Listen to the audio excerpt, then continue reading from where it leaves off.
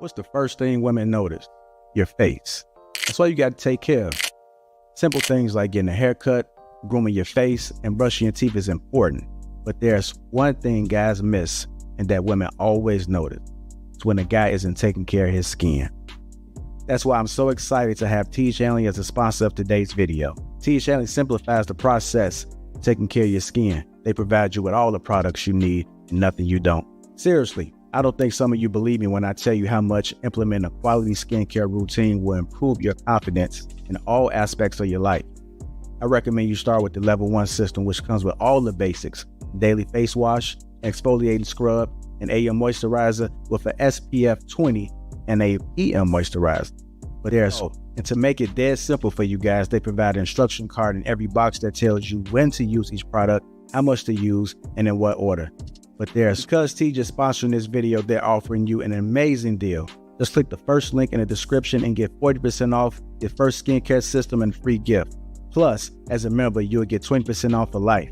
By the way, one of their new gift options is a silicone body scrubber, which is a $20 value and a complete game changer. Once you use this, you'll never go back to a regular loofah ever again.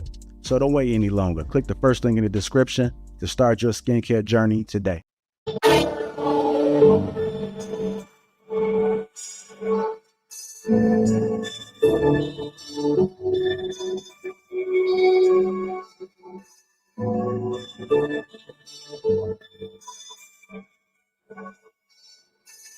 It's go time.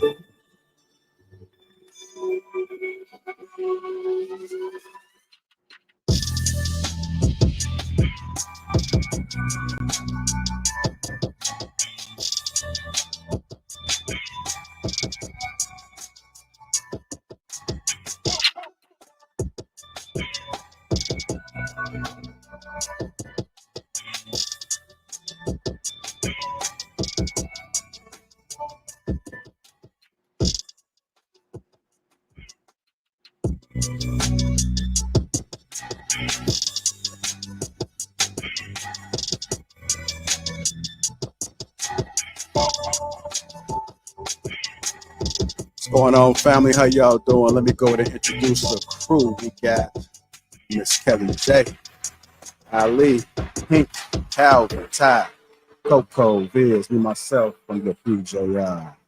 What's going on, family? What's going on? How y'all doing? Good.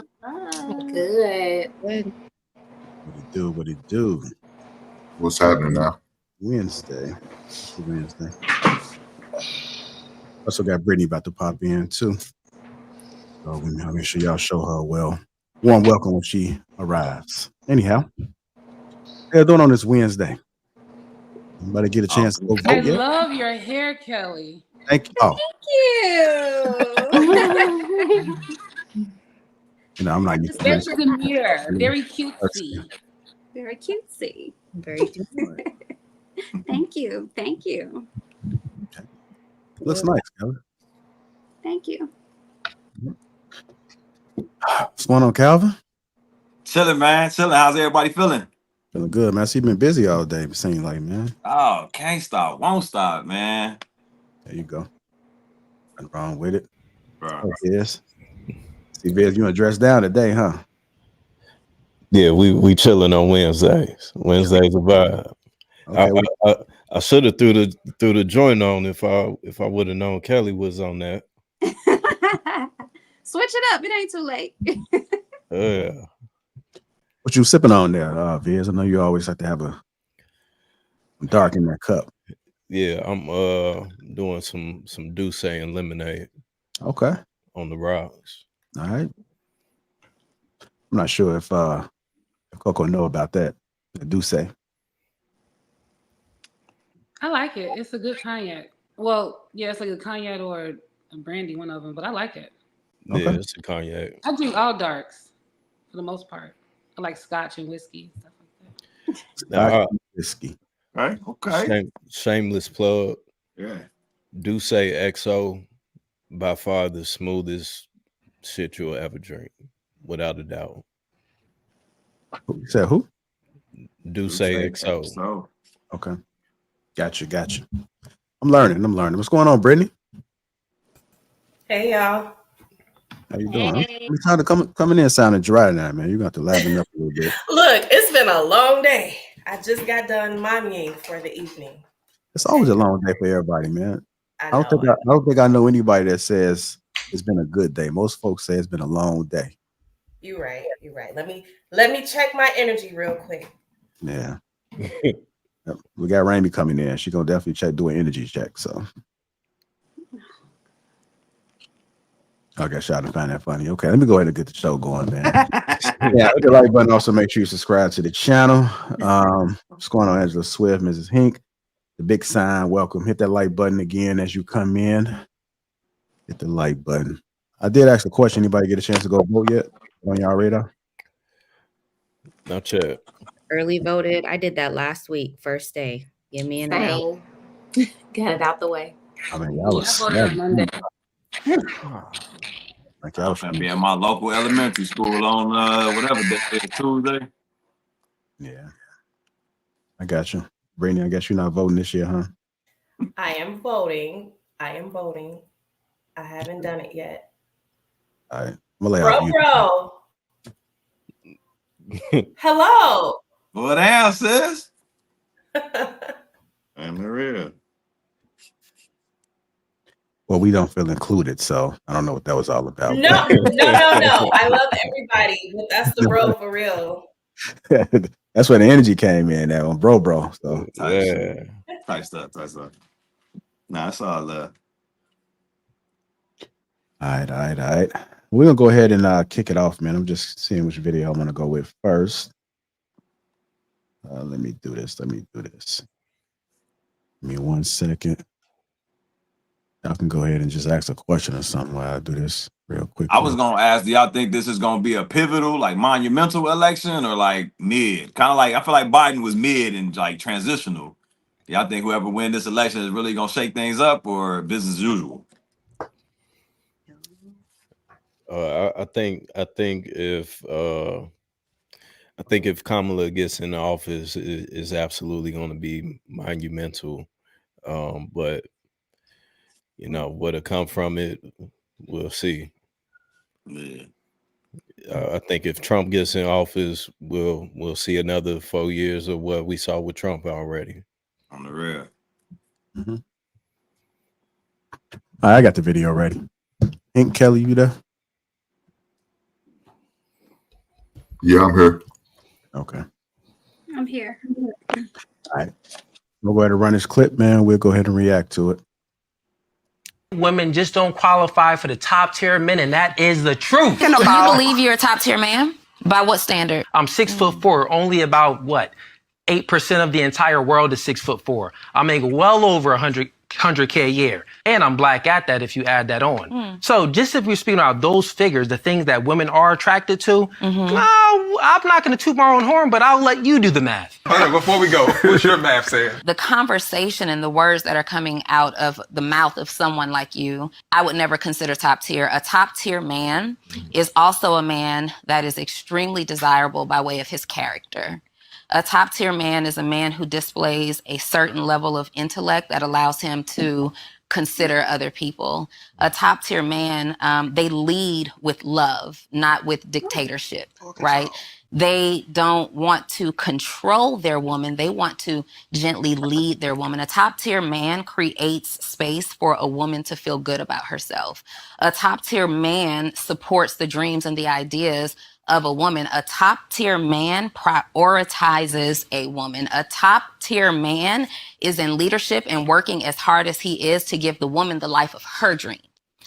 And with all that stuff that you just said, that was just womanese talk. Womanese is also 6'4", black, attractive. I don't know too many women in my circle who desire a 6'4" man still wearing braids. I'm still wearing braids. Treated. Let's go ahead and get into it, man. The real definition of a top tier man. We heard what she said, right? I do want to get the gentleman's perspective on this as well, based on what she said. But let me start with the ladies first. I'm gonna start with the ladies. I may mix a man in there in the middle somewhere, but I'm gonna go ahead and start with you first, Miss Ty from the Shy. Top tier man. Do you agree with her? And what do you agree about? And what is your definition of a top tier man?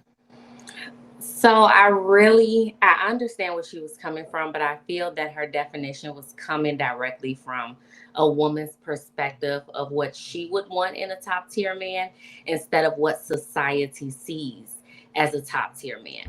Neither one of them were necessarily wrong. Like he stated, him being over 6 feet, making 100K a year, those are things that society usually says that a woman wants if she's looking for a top tier man. She just decided to talk about all the specific things when it comes to your character and how you make a woman feel. But that's not automatically what you're going to see right off back. So I don't think that she was necessarily wrong, but I do think she was focusing more so on what specifically she would want rather than what just is a top tier man. In my opinion, I'm not necessarily looking for a man that's over 6 feet and make 100K a year. A top tier man to me would be someone that values me as a person. So my definition would be totally different than I think most people or even what society would put out there as a top tier man. Just because a man makes a lot of money or has a certain height, to me, doesn't make him quality, right? Those are superficial things. I think a man that can come together and I can uplift him and he can uplift me and we can put our money together and build an empire, to me, is a top tier man. Now you can come in that package at 5'3", only making $50,000, but once we put it together, we can really build something. That doesn't take away that status from you just because you're not there yet. As long as you have the potential and ambition to get there, then you're a top tier man in my eyes. But like I stated, my definition will probably be different than what society or most women are portrayed in society to believe a top tier man to be. Okay. Go ahead, Miss Coco. Wake up. You there? Okay. Yeah, I'm listening. Well, a top tier man can be on different levels depending on where that woman is at in her life. So like what Ty was saying, me personally, a top tier man is a man that already has his own stuff together. The basics, you know what I'm saying? The basics. So when he comes to me or any woman, he's not automatically a liability for whatever that may be. So a top tier man is a man that just really on his shit, got his stuff together, going to work every day, responsible, don't got a whole lot of drama, a lot of baby mamas, maybe only one, not 2 and 3. So like a top tier man can be a certain men in the hood, a certain men in the suburbs, a certain men in the club. It just depends on that person's level in their life, that woman, and what a top tier man is for her. Because in the streets, a top tier man is a drug dealer, the one that's at the top. So, it just depends. All right. We'll go ahead and have you chime in, Calvin. I know she had a long list. What do you think? Do you agree with her? I'm not saying that you date men. I'm just trying to figure out the best way to answer this question. You consider yourself a top tier man, right? Indeed. Okay, so let the ladies know what qualifications that you possess that would make you a top tier man. I think that we talked about this yesterday, right? I'm purposed. Like I know what I'm here to do. I know who I am and whose I am. I'm a child of God. You know what I'm saying? I stand on kingdom business, not just any old business. I'm a leader. I'm consistent. I'm passionate. I'm a great father. You know what I'm saying? I strive to be an amazing lover. Y'all had to tell me, give me your feedback. And I like to, be honest and genuine and all the things that I would ask in my person. You know what I'm saying? So I'm not asking anybody to come to the table with anything that I'm not doing. Right. And again, what we talked about the other day, being strong in the areas where she maybe has opportunities and recognizing and celebrating and amplifying the areas that she has strength where I have opportunities to grow. Right. So if my emotional intelligence is not where I want it to be, but I recognize that in her, I'm not going to step on that and mitigate that and discount that. I'm going to uplift that, amplify that, and enhance that. And we come together like Voltron, you know what I'm saying? And we got something together. But it has to increase my peace. And I would have to be her peace and help her increase her peace if I'm ever going to ask her to do the same for me. So those are just a few attributes about me. But yeah, Ty did get some very specific examples. Like 5'3" is crazy. How tall are you? I know women want, you know what I'm saying? I know women want the dude to be taller. I'm but like 5'3". okay, you want somebody on your level. I like that. You know what I'm saying? Because It's not. I'm just saying, like, height is not a factor necessarily. Like, you're not judging a man. Well, I'm not specifically just judging a man based off of his height. Type stuff. Okay, I got you. You know what I'm saying? Because I'm not tall. You know what I'm saying? But I never thought that that was a requirement. You know what I'm saying? Like I felt like it was more of an energy that I come with versus like this nigga tall, dark, and handsome. I'm not either. I'm not two of those things. Don't no girl want to be bigger than the guy though. Like he don't have to be really tall. I usually get tall ones, but I don't want to be taller than him. Like I don't want to look down at a man at all for no reason. Tall than them in flats or taller than them in heels? Both. How tall are you? Yeah, how tall are you? I'm 5'3.5". Oh, okay. Well, yeah. 5'9" with the soul of a 6'4" nigga. Yeah. Yeah, that's what I'm saying. Usually, Yeah, like no, that's fair. 5'9" and up, like I'm still good. Shit, 5'5" and up, you still good. All right, Viz, since you're already talking, man, go ahead, man. You sound like you might be a top tier guy to some of the ladies. What does a top tier guy possess in your opinion? And I'm coming to you next, Rain. Did you see the clip? Okay. Kelly, if you want to send her the clip, better yet, I'm gonna put it in the back chat. I'll put it in the back chat for you. You take a look at it. Go ahead, Viz. Yeah, just like Calvin spoke on that. We talked about this yesterday. Everything that he named off are things that honestly is irrelevant. You can be 6 foot, making 6 figures, and be a lame, or the woman thinks you a lame.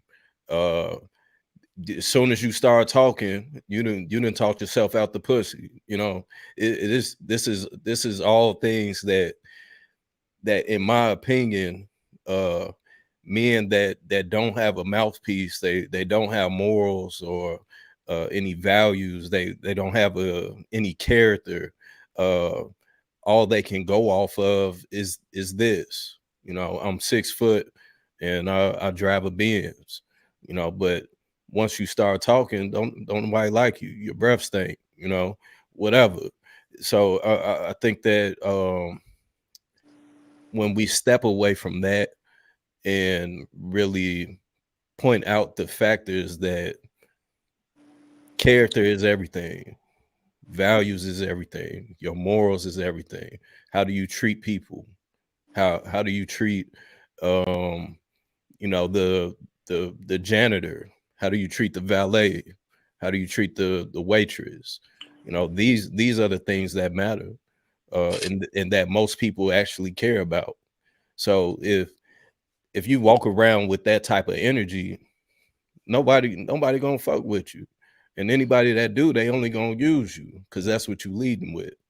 So I would say, yeah, those are the definitions of a top tier man, and it can vary from person to person, because you might have a sexy red that's what she want. You know, she want a nigga that walk around in a poo shiesty, that got a burner on them. You know, and there's some women that they don't even want to be around that. So it varies from person to person, but I think overall, what most women look for, or more what most people would call a top tier man, are those things that we name, especially a family man. People in general respect men that take care of their family, even if you don't have your own children. How do you take care of the people that surround you? You know, how do you take care of your crew? How do you interact with them? These are all factors that's extremely important, because when you don't have the money and you broke your leg or something, you know, your leg get cut off, and now you only 6 foot on one side. What? Then what? You know, where you stand now? All right, I'm gonna go ahead and play this clip back. and then we'll go ahead and get back to it. Women just don't qualify for the top tier men, and that is the truth. You believe you're a top tier man? By what standard? I'm 6'4", only about what? 8% of the entire world is 6'4". I make well over 100K a year. And I'm black at that if you add that on. So just if we're speaking about those figures, the things that women are attracted to, no, I'm not going to toot my own horn, but I'll let you do the math. Hold on, before we go, what's your math saying? The conversation and the words that are coming out of the mouth of someone like you, I would never consider top tier. A top tier man is also a man that is extremely desirable by way of his character. A top tier man is a man who displays a certain level of intellect that allows him to consider other people. A top tier man, they lead with love, not with dictatorship, right? They don't want to control their woman. They want to gently lead their woman. A top tier man creates space for a woman to feel good about herself. A top tier man supports the dreams and the ideas of a woman. A top tier man prioritizes a woman. A top tier man is in leadership and working as hard as he is to give the woman the life of her dream. And with all that stuff that you just said, that was just womanese talk. Womanese is also 6'4", black, attractive. I don't know too many women in my circle who desire a 6'4" man still wearing braids. Yeah, I do want to clarify. She was talking womanese for sure. Braids comment. Yeah,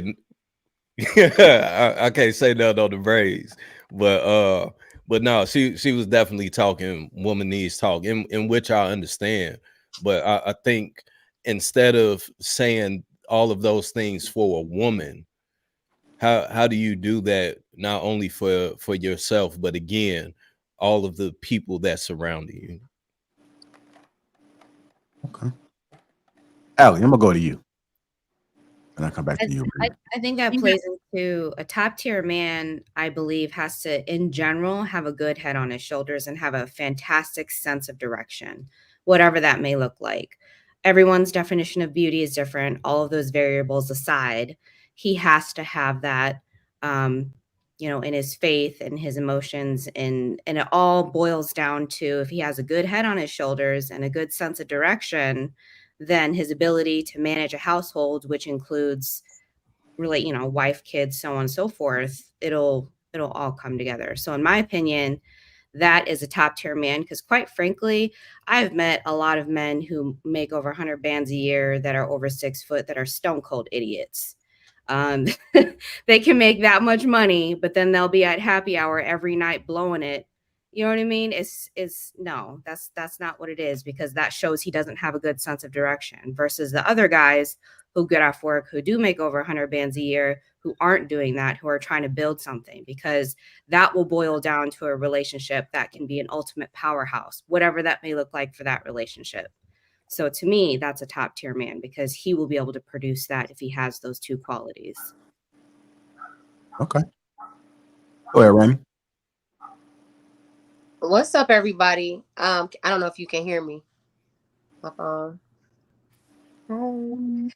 Okay, cool. So yeah, no, I'm not gonna hold you. I feel like she ate with her response, like no crumbs. Okay, not one crumb left. Okay, and then he gonna try to, like, I'm not gonna hold you. I feel like a lot of times when, like, women speak from their heart space, or a space of, like, I don't know, it was very clear, eloquent, like everything that she said. I feel like most women can, if they don't agree with every single thing that she said, they can, like, the gist of it was like, how solid are your morals, or your character? You know what I'm saying? Outside of your wallet, right? Like, how, okay, you tall, okay, all of that, but that doesn't replace how you gonna make me feel when I come home at night, or whatever is going on. You know what I mean? Or my day to day, my day in, day out with you, business, personal, love life, the kids. Like, your height has a sprinkle of, what to do with that. So I'm saying that to say, like, I notice when women start to talk about things, or speak from their heart space about what we need truly, men do that whole, like, womanese thing. Like, it's like they clock out. And I just think, I don't know, it seems like that comes from a crazy place. I mean, a place of, like, we can go there, but I want to ask, what is that? Why do men feel like there's even a language womanese, right? Because nobody's talking about nigga needs, or like, you know what I'm saying? Like how men are coming, like, no, like why is that? Why do y'all shut off when we start talking about what we need? Like y'all tune out, it seems like. Viz, to recognize the woman needs, like what, since you speak it, you know, like why is that a separate thing other than just this is straightforward conversation about my needs and my desires? Like what is that? I've never heard that term before, but I think Yeah. it sounds like the equivalent to mansplaining. Okay, so now mansplaining, in my understanding, is definitely like, okay, you giving an excuse, not a reason, but it's an excuse to why something crazy happened. Is that what y'all saying? Is basically the same thing? Like, it's just it's an excuse. Help me understand.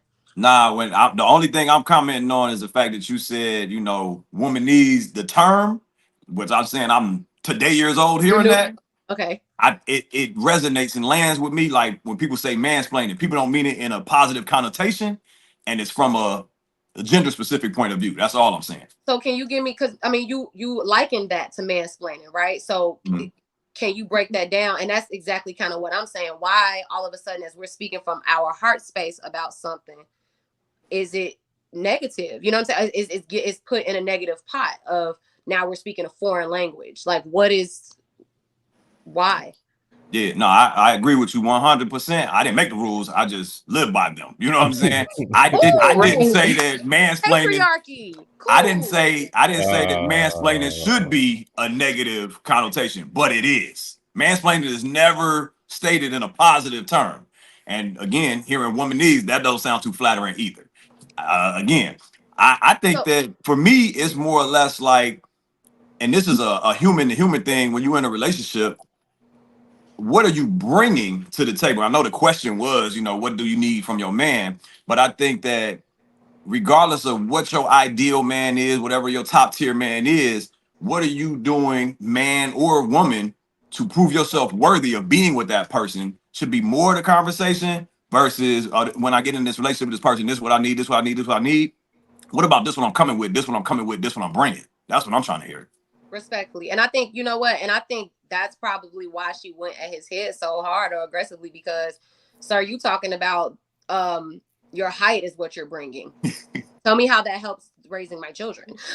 You're talking about what's in your bank account. Okay, that might be able to help some things, but you a selfish, mean man. We looking at Beauty and the Beast. We saw what a rich person does. You see what I'm saying? Like that has no emotional effect, right? So what are you bringing, right? So then when she goes, well, maybe it to be considered, because he asked her a question, what is a top tier man in your perspective? She gave her perspective of a top tier man. So I don't, you know what I'm saying? I get what you're saying about what a person is bringing, but he led with things that were not that good to be bringing. My opinion. Yeah, I think her response was warranted from his response for sure. I think the difference is with her saying for a woman, that doesn't equate to a top tier man. You know, that's just what you do for a woman. From a woman's perspective. That doesn't make you a top tier man, because if this man isn't in a relationship with you, then how can you gauge that this man is a top tier man if you're only looking for what he can do for you? That doesn't make you a top tier man. I'm not sure. Go ahead. I'm sorry. I was gonna say, from what I took from it, I feel like, first of all, he automatically put it in the box of womanese, just like we'll say like a man is mansplaining something, because women and men speak two different languages, right? That's why we have such a hard time when it comes to communicating. Men think very logically, and women are always speaking from a place of how things make us feel. So everything that he stated was very logical on the mindset of, he even brought up statistics like, I'm 6'4", only 8% of the population is that. I make over 100K. He's talking about things that he feels are important in the eyes of all society, what makes him elite as far as societal norms are concerned, where she brought up everything that's going to make a woman feel secure, safe, protected. But she only spoke from a woman's perspective and not everyone's perspective. Like, who would see this man not be with him and say that he's top tier and not know these specific things about him? That's why he instantly said, well, this is womanese. And I kind of understood what he was saying, because she's only speaking from a woman's perspective and not like Calvin and Via said, speaking from a societal perspective where we can look at a man and say, well, he has a good character and that's what makes him top tier. It has nothing to do with his height or the amount of money that he makes. Facts. All right, let me get some other people in there. Go ahead, Miss Kelly. I'm gonna go to you. Real definition of a top tier man. I just feel like she's speaking from her experience and he's speaking from his. Maybe the women that he's dealing with, he's top tier to them. Maybe he's dealing with a younger woman, you know, and maybe that's exactly what works for that younger woman, height and, you know, whatever attraction there is. But I think she was speaking from a more, you know, mature perspective, pointing out that it's more than the superficial aspects of it. So it's not just what you look like on the outside, it's everything else that matters, you know, like she wants somebody that exudes so many qualities that has nothing to do with being 6'4". You know, she probably wants somebody that's intelligent. She's probably looking to marry. So maybe the women that he's going out with are just looking to party and have a good time right now. He might be 20 something, she might be 30 something. I don't know, but I think the qualities of a good man, it's a long list. It's a long list besides being 6'4", because like Ty said, you can be 6'4" and you can be stupid. You know what I mean? You might not have any type of financial responsibility. You might not be as seasoned or smart as the next person, or well-traveled or well-spoken. You know what I mean? You might not be as disciplined, and that's something that she might need, or any woman might need. Thoughtful, generous, patient, emotionally intelligent. It's so many things that I could list as being, you know, a quality man or top tier man, because just because you don't earn a lot of money or you earn a lot of money, that doesn't mean that you're top tier. You know, every high value man or high earning man is not a top tier man. Some men are terrible out here. Some men just pursue you for one thing and that's it. They don't have any type of charm or anything to bring to the table. You know, like men say, what do you bring to the table? Well, there are so many things that a more mature woman can bring to the table that a less mature woman can't. So, I mean, I could, like I said, I could list a lot of things, but I think what he listed was not enough to qualify as a top tier man in general. All right, go ahead, Brittany.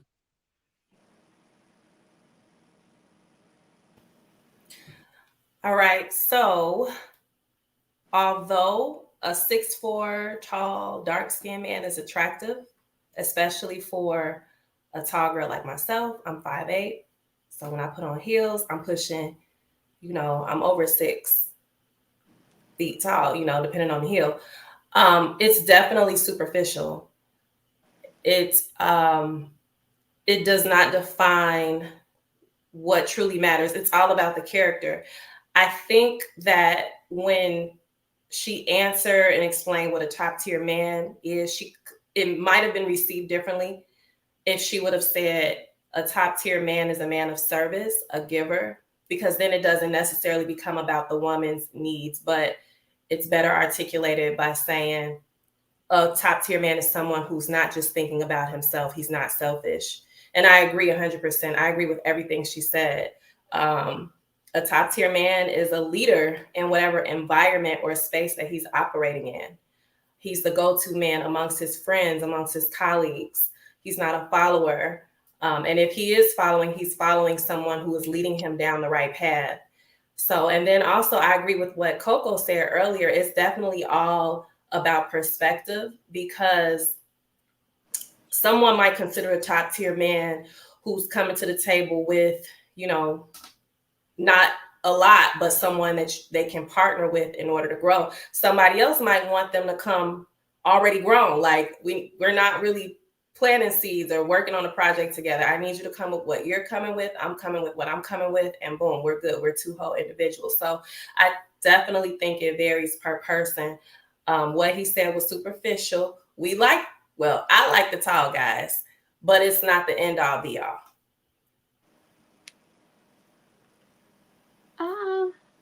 Yeah, I mean, get but you a short king, Brittany. everybody's not as blessed to be. I didn't hear you, Wiz. I'm sorry, Kelly. What you say, Wiz? Sorry, I'm calling you Wiz tonight. I said you better get you a short king. I don't know about that. And I said everybody's not as blessed with height, right? True. So you have to learn to look beyond that. I'm not saying get somebody that's 4'11", but you got to look beyond the height, because he could have all the height and no sense whatsoever. You're right. And what's the saying? You're the same height when you lay down. Everybody's the same height when they lay down. Got a wig. I've heard that before, but you could still have your standards. Gotcha. Right. I'll be a funny. For real. Shout out to the short kings out there. Go ahead, Hank. The medium kings. Look at my buddy lean up to the camera because you see Hank about to talk, didn't you, Ray? I know. You want to hear my goddamn voice. So let me say this, man. That heifer is selfish. She was speaking in her feelings. And for y'all ladies who agree with her, shame on your black asses. That's a goddamn shame. The woman said he want her to spoil her, take her, cater to her. No, I'm not catering to a woman. I'm catering to family. But her selfish ass wanted to be all about her. And to sit there and say, y'all, well, a tall man is not a benefit. That's a lie, because just like y'all said, none of y'all want a short king. Fee, what the hell? Y'all looking for a man who could provide provision and protection. A 6'4" man could provide some type of protection. Because first of all, not a lot of dudes gonna run up on a 6'4" dude anyway when you 5'8", 5'9". You're not. And y'all definitely don't want no broke king, right? Y'all not gonna want a king who's living check to check. Y'all want that $100,000 dude. So this dude sit there and tell you he makes well over that. Plus he's 6'4". He's in a higher percentage. She's mad because she can't get that. I think that's what it is. So now she's gonna have to settle for a short king. A king barely making it. No, that ain't what she really want, but that's what she got to settle for. Because guess what? Them broke passive dudes, they'll cater to her. They'll do whatever they want. He'll give his last little bit of check just to make her happy. Mad as hell because he broke in the motherfucker. Matter of fact, he gonna be a hobosexual. He'll live on a goddamn couch. And she be okay with it because she's always gonna be there.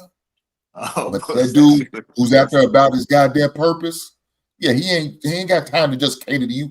I got to worry about the family. The family is what's important, not just the woman, not just the kids, but the family as a whole, as a totality. I can't just cater to you. If we got daughters and sons, I gotta make sure they good. I gotta make sure they straight. So I can't just be all about you all the time. Now, if we got a family, now if we ain't got a family, just me and you, then that's a different subject. But if we got a family, it can't be all about you, man. I got to worry about the bigger picture. And that's the whole. I'll leave it there. Now, Hank, I usually be on your side, right? I be hearing where still you come are. from, but you just went You still are. on her and did not ever go towards the guy when all he talked about was two different things. Not once did he talk about family. Not once did he talk about taking care of anyone else outside of his two characteristics of him being tall and having $100,000. Now, living paycheck to paycheck is not somebody that falls in the $80,000 range, $70,000 range, $50,000 range. So you having $100,000 isn't the end all be all of a top tier man. Like, let's be real. Now, I did agree that a lot of stuff she said came from her own feelings and how she felt. I agree with you there. But we just not going to drag her like she was just the worst of all worst and her response was just terrible. And not talk about this man and how superficial his response was of how a top tier man is supposed to be or what he qualifies as. We So gotta when talk she about took a both shot, things. okay.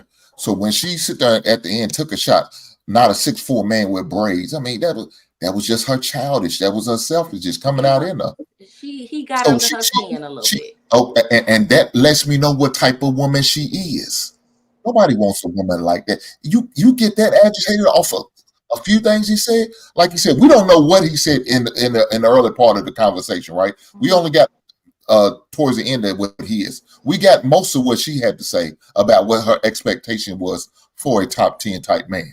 So we didn't get it all. So he might have spoke on family. We don't know. We didn't catch that part of the video. We only could speak on what we heard, right? And that's all we could do. So again, if the man has the money, what he's talking about, he's a certain percentage. Most of y'all ladies want that 1%, that 2% type men. That's all you hear about. You watch Kendra G, every last one of them. When you watch Kevin Sanders, every last one of them talk about they want a 6-figure man who's 6-something feet tall, who has this type of income, who makes this type of job. We watch what's again, Erica, whatever her name is, talking about she don't want a man who drives the bus. Now, if he owns the bus company, I'll take him. But she don't want no. See, y'all don't want those average type dudes. Y'all don't want them blue collar dudes.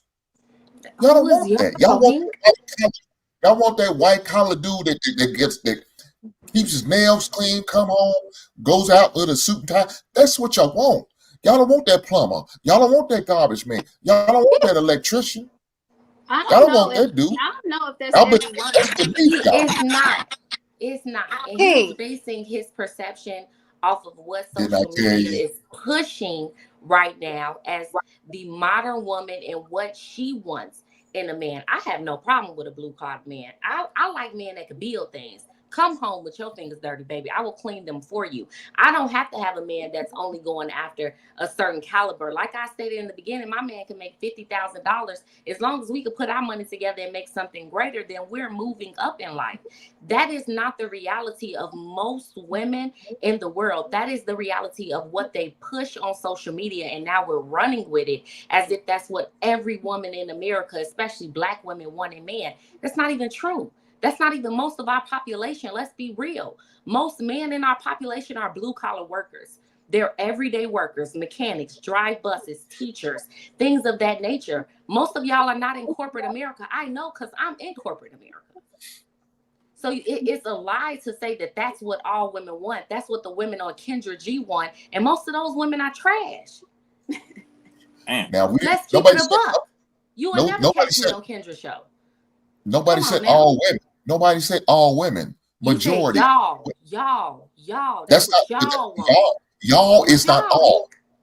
Y'all is not. Okay. Well, I just think that the guy who was in the video just wasn't able to articulate every quality of a good man, and she was. I think that's the only difference. She was just able to articulate better. And I think what he was stating is that, hey, this is what women are attracted to initially, right? Which that's true, right? I mean, not necessarily 6'4" exactly, but a man with height. We all appreciate that, right? And we like financial stability. We all appreciate that, but that's entry level. That's the basics. So beyond that, there is more that you can consider as a quality man. But it almost sounds like if you don't meet the basics, if you're not tall enough to ride this ride, you'll never get a chance to learn about that man's character. But that's not for every woman. Every woman is not superficial. I would say younger women might be a little bit more superficial than an older woman with a little bit more experience, right? What we considering young versus mature? Like 18 to 22. Kids, okay. All right. You know, when you're coming out of high school and you just look at this guy because he's cute, right? But maybe by the time you graduated college and you have like a real life and real responsibilities, you're looking at more than just cute. So that's all I'm saying. So every woman on here has dated somebody shorter than them and broker than them? I haven't dated anybody shorter than me. Kelly is very short. I'm quite short. I was going to say, she would have to date like a small person. Right. Kelly is really short. How I'm 5'3". No, I've never dated anyone shorter than 5'3", but I've dated a 5'5" person. No 5, problem. 6. And I've dated men that made less than me. No problem. Okay, that's commendable, man. I don't know if that's the masses. I know we're not speaking in extremes like this is all or none, but I don't know if this represents what's really going on outside. Maybe y'all just dope women like that. Oh, okay. When they sit there and say date, it's kind of funny. You went out with it one time, and that was it. Is that what you're telling me? Are you talking about you had an ongoing relationship with the man? I mean, I wouldn't even count you a one time. Yeah, I went out one time with this 5'5" dude. That's some bullshit time. Right. Charity. I dated someone for 10 years off and on who made less than me, drastically less than me. So what are you talking about? Was he 5'5"? Was he 5'5"? He wasn't. Now he was not 5'5", but he chose me. Okay. I didn't choose him. Okay. He came to me. He was taller. He wasn't built like a baby. Okay, I got you. He wasn't built like a baby. Taller, but I have dated somebody younger for a certain amount of time as well. That's all. I mean, shorter for a certain amount of time as well. What was the motivation? I'm trying not to make it about that relationship, but what was the motivating factor there? Because we were talking yesterday about like strong women attracting. I'm not calling your man's weak, but you know, what was the attraction there? Because it wasn't the bread, it was the off and on. But you was like, he came to me, right? I was young when I met him, just like Kelly stated. I was young. I was attracted to him. Right. And I was still in college when I met him. So I still had a lot of growing to do. So I gave him the benefit of the doubt that he also had a lot of growing to do. So over the years, as I continued to grow in my career and in things that were going on and he didn't grow, in between there, we also ended up having a child together. So that was more motivation for me to look past certain things and try to work on it, even when things didn't always seem to be going well. That was my big motivating factor, is that I knew you from a place of when you were really growing as a person. And I felt like I saw the potential, right? It's like that situation of someone dating the potential of a person rather than who that person actually is. I was dating his potential as I felt he was dating my potential at that time, because we met at a really young age. So that's interesting, because I don't know that was doing your bad boy days, huh? That was when you had your bad boy. You want your bad boy, huh? He wasn't a bad boy. He was an athlete. He played basketball. Okay. You wanted his job. Look at y'all. Y'all trying to find these stereotypes. No. We just asking questions. We seeking information. He What type of sport did he play at 5'5", Ty? What type of sport did he play at 5'5"? Was he in the goddamn band? Pickleball. He was not 5'5". He was 6'4". He played basketball. He was a drum major. He just made less than me. Basketball didn't work out for him. He had a hard time keeping a job, you know. But that potential, I think, is critical, because I think, and again, not all women, whatever, not speaking for nobody, but I have seen more examples where women might date for potential and men date or marry. Like, if you just stay like this for the rest of your life, we good. Yep, so I date for the present, and she dating for the potential more often than not. Like, I'm not looking for the potential in the one. Like, she already is who she is. You know what I'm saying? Like, she gonna get older and better, but I don't really think like, oh, I see her trajecting this way. Like, we're trajecting where I'm taking us. Different, right? Yeah. You are more logical in your approach to dating, where women are more emotional. We want to believe in you, believe in the person that you can become. We see your potential and who you can grow to, where you're looking at us as it is. Either I like you or I don't. You know? So, and I think that's universal, honestly, Ty, because like women, not to be funny, y'all, but you know, we got a personal incubator here. We're made for growth, right? You implant something in us, we see it grow. So we can't help but see the potential and see, you know, where our men around us or people where we can fill those holes and help it turn up and grow, right? Like, I just think that's what is different about men and women, because men lead with their eyes and what they see. That's why that man on his video was talking about 6'4", and I'm not gonna hold you. He probably would have ate if he would have been like, oh, I'm a man with presence. You know what I'm saying? Like, when I walk in a room, I command, you know what I'm saying? Like, that hit different rather than giving me your statistics, right? Like, y'all are very, is it fat? Is it thick? Is it pretty? Is it 6'4"? Is it whatever? Women are more like, okay, Go ahead. You might make 50. What? What you say? You said, is it So pretty? you got It's it's what obvious pretty? you ain't dealt Women, never I'm dealt. talking about y'all, what the way y'all see women. Is it thick? Is it fat? Is it pretty? Right? That's Oh, okay. women, What? right? Ray, you never dated a tall man, have you?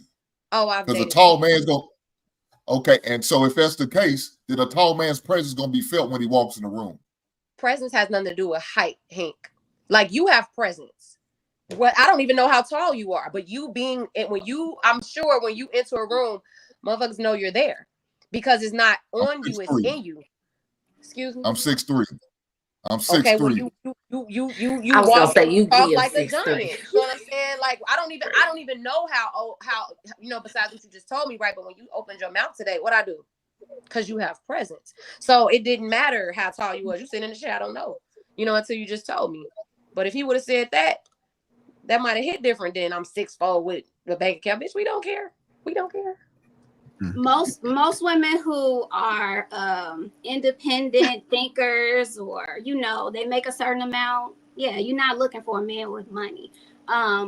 You do want stability. I've always been interested in men that were confident. If you have a certain type of confidence, I'm attracted to you. So the whole money thing, it's great to make money, but if you don't know what to do with it, it doesn't matter anyway.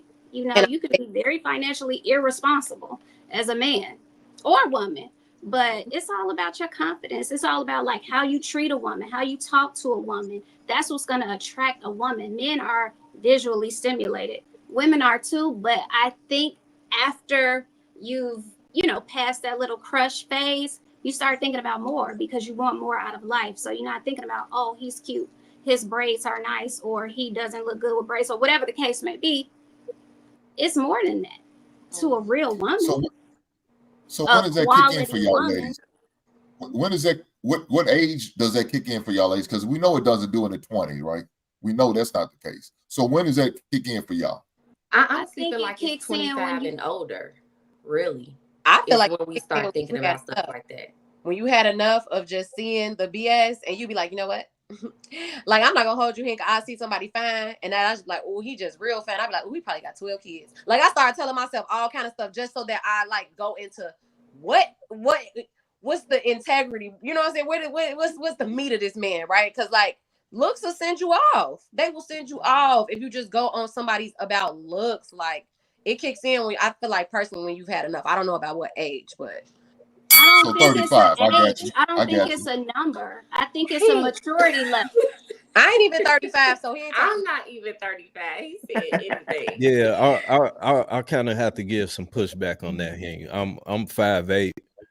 I've typically have always been the shortest amongst the guys that I hung out with, but I've never had an issue with getting a woman. Even in my 20s, early 20s, I mean, it wasn't an issue because I understood what women was looking for, and I am what I am. So when I walk into a place, then say, hey, you got no choice but to acknowledge it. I think but you got to overcompensate because of your size, though. I don't have to do that. That is not true. No, I don't have to overcompensate. I don't have to overcompensate. I just got to be me. Look, let's be honest now. Let's be honest. You have to if you're a shorter man, if we on the same level financially, looks and all that, you're going to have to overcompensate because of your height compared to my height. You're going to have to. He has no choice. If we everything's the same, the only thing's different is his height, my height. He's going to have to overcompensate. In what way? The short kings be holding. I'm gonna just let you know. Ladies are not looking for the short king, man. Y'all want somebody y'all can look up to, not one y'all can look eye to eye. That's not what y'all going for. But they short though. 5'8". You can but still they look short. up to him. Depending on how tall you are, right? I'm 5'3", 5'8". I'm still looking up to him. Yeah, I don't ever look as tall, but I'm gonna keep it a buck, King. Like I'm a very competitive man for sure. But at the same time, if we're amongst a group of people, if we're amongst a group of women, I'm not competing with you. You are what you are. I am what I am. So whoever is gonna be attracted to me, they're gonna be drawn to me. If one of the chicks is looking at you, she eyeing you. All right, well, shit, that's you, bro. but somebody else definitely looking at me. So shit, that's who I'm on, or she gonna be on me. So I think I understand what you're saying, and I get it 100%. Some men that are that aren't confident in themselves, and they're not used to being around taller men, then yeah, I can absolutely see that. But for the most part, all of my life, I've been one of the shortest guys out of the group, but I'm slaying them with the best of them. We'll go ahead and switch gears, man. Here we go. Y'all ready? We good, Brittany? We're doing well. Shout out to the Short Kings. Yes, sir. We out here. First says sleeping with someone on the first date is not really conducive for a long. Wait, what? Yes, I don't think you got the memo. I just know that short guys have bigger penises than a lot of tall guys. Say that again. Say that again. Short guys have bigger penises than a lot of tall guys. So height doesn't matter. Hey, height doesn't matter. Coco know what's up. Nasty word. Nasty word.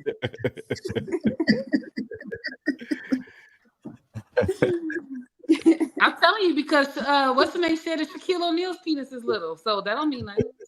Can't leave with your height, Hank. Hey, look, if that's our reality, that's our reality. That's not mine. Well, you married, so that's right. My wife get all this. My wife get all this. Oh man, y'all crazy. All right, I'm gonna play this clip, man. I started from the top again. You got anything to say, Coco? Okay. All right, here we go. Hey, she said enough. First says sleeping with someone on the first date is not really conducive for a long-term relationship. People say that, but here we are. 18 years later, here we are. 18 years later, here we are. Why do you think you guys have success? Now, I've had a conversation with some women, and they say, Shannon, the type of men that are in the bracket that we're looking at, there's a scarcity. Sure. And they're not going to wait and John, when you and I was growing up, the thought of somebody sleeping on the first night was slim to none. You had to wait a month, 2 months, 3 months. Yeah. And they say men aren't waiting because there's so many out there that they can pick from. Mm-hmm. So a woman says, well, I'm going to make you wait 3 months. You might wait. He's not waiting. That is true. That is often the case. So exactly. You might not be ready to do that, but he might be, if he's got options, he might be doing that while you're waiting. Exactly. You're waiting, but he's not. You know, I feel like sometimes you hear folks talk like, oh man, relationships are such hard work. And Chrissy and I will watch people say that. And if that's your story, if that's your experience, then that's what it is. But for us, it's really not hard work for us to be together. And there's challenges that we've had, like tragedies that we've had to deal with together, miscarriage and other tragedies we've had to deal with together.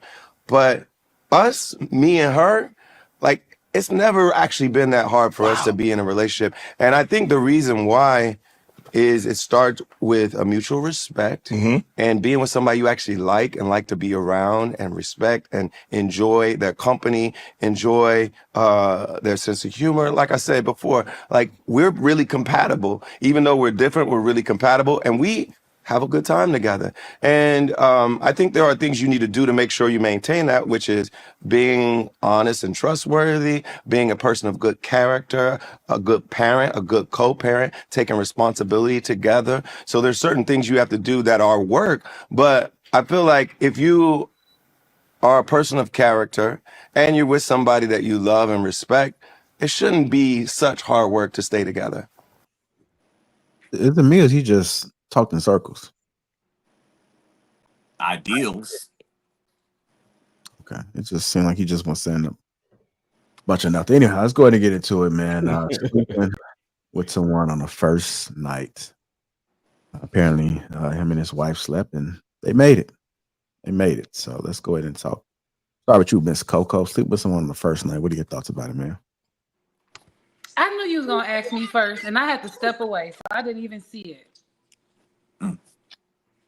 It What wasn't was the really question? I can still answer the question. But with the question, we're just talking about sleeping with somebody on the first night. John Legend and his wife slept with each other on the first night, and they wind up having a successful marriage from what it appears to us. So he was sitting down with Shannon Sharp. He let him know, if you find somebody, you click with them. Nothing wrong with it. What are your thoughts? Nothing is wrong with it. Nothing's wrong with it. I'll be honest, I tried to do a one night stand 2 times, and I ended up in a relationship for like 3 or 4 years. Yeah, I really did. Like, I knew that night, like, I'm gonna have fun. I'm single, and I ended up in a relationship both times. Shout out to the Short Kings. By choice or force, right? We out here. Shout out to the women that ain't got standards. They out here. Are you trying to throw a jab at me, Hank? Oh, no, I'm just talking in general. All right, go ahead, Brittany. I mean, I feel like we're all grown, and having sex on the first night will not determine whether or not a guy will pursue you or like leave you there. I mean, if he likes who you are as a person, if you all align in other ways, based on, hopefully you've had a conversation and you know something about this person and he knows something about you, but I don't think it's a deal breaker. Yeah, I don't think it's a deal breaker. Okay. Let me get a guy in there. I'm gonna go to you, Hank. Sleeping with women on the first night. What's been your experience, if you do care to share? As a man, have you been in relationships with women and or marriage with people that you slept with on the first night? Not your current one, of course, but just whatever you want to get into. No, I don't. I've never been in a relationship with a woman I slept with on the first night. She got that 20 goddamn minutes, and I gave her a lifesaver. She got the fuck out. That's all she got from me, a lie and a hard dick. Other than that, she don't deserve shit. I put in a category. Like most men, I categorize certain women. If you're a hoe, I'll put you in the whole category. If I want more, I call you. If I don't need you. I done got your friend now. You the pass. Right on. So mean. Buck. He got that shit a buck though. Go ahead, Calvin. No, I'm just saying, I think it does, to Brat's point, it's not nothing will ever come of this, but to Hank's point, it does kind of put you in that box.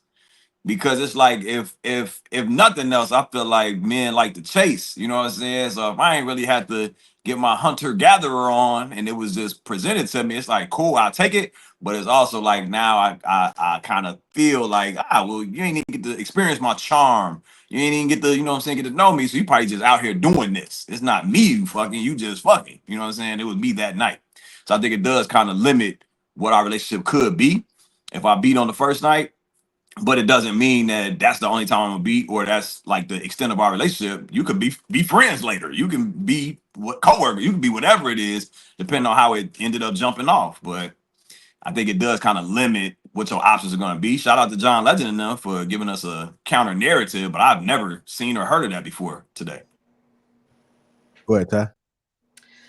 I think I agree with Calvin when he says, like, John is the exception to the rule. He's not the rule, right? That usually doesn't happen for one night stands. It's usually just that you have a one night stand with a person and that's the only time you get to be with them. It doesn't really blossom into something larger.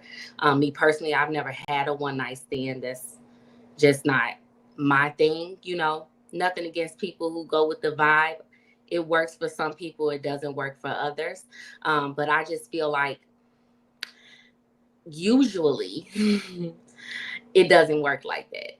Long-term relationships don't necessarily build off of that because you don't have a lot to build off of other than the sexual connection. Now, if something later on builds from the sexual connection, you know, anything is possible, but that's usually not the rule that, you know, you have a one night stand and it's going to turn into a marriage, especially an 18-year-long marriage.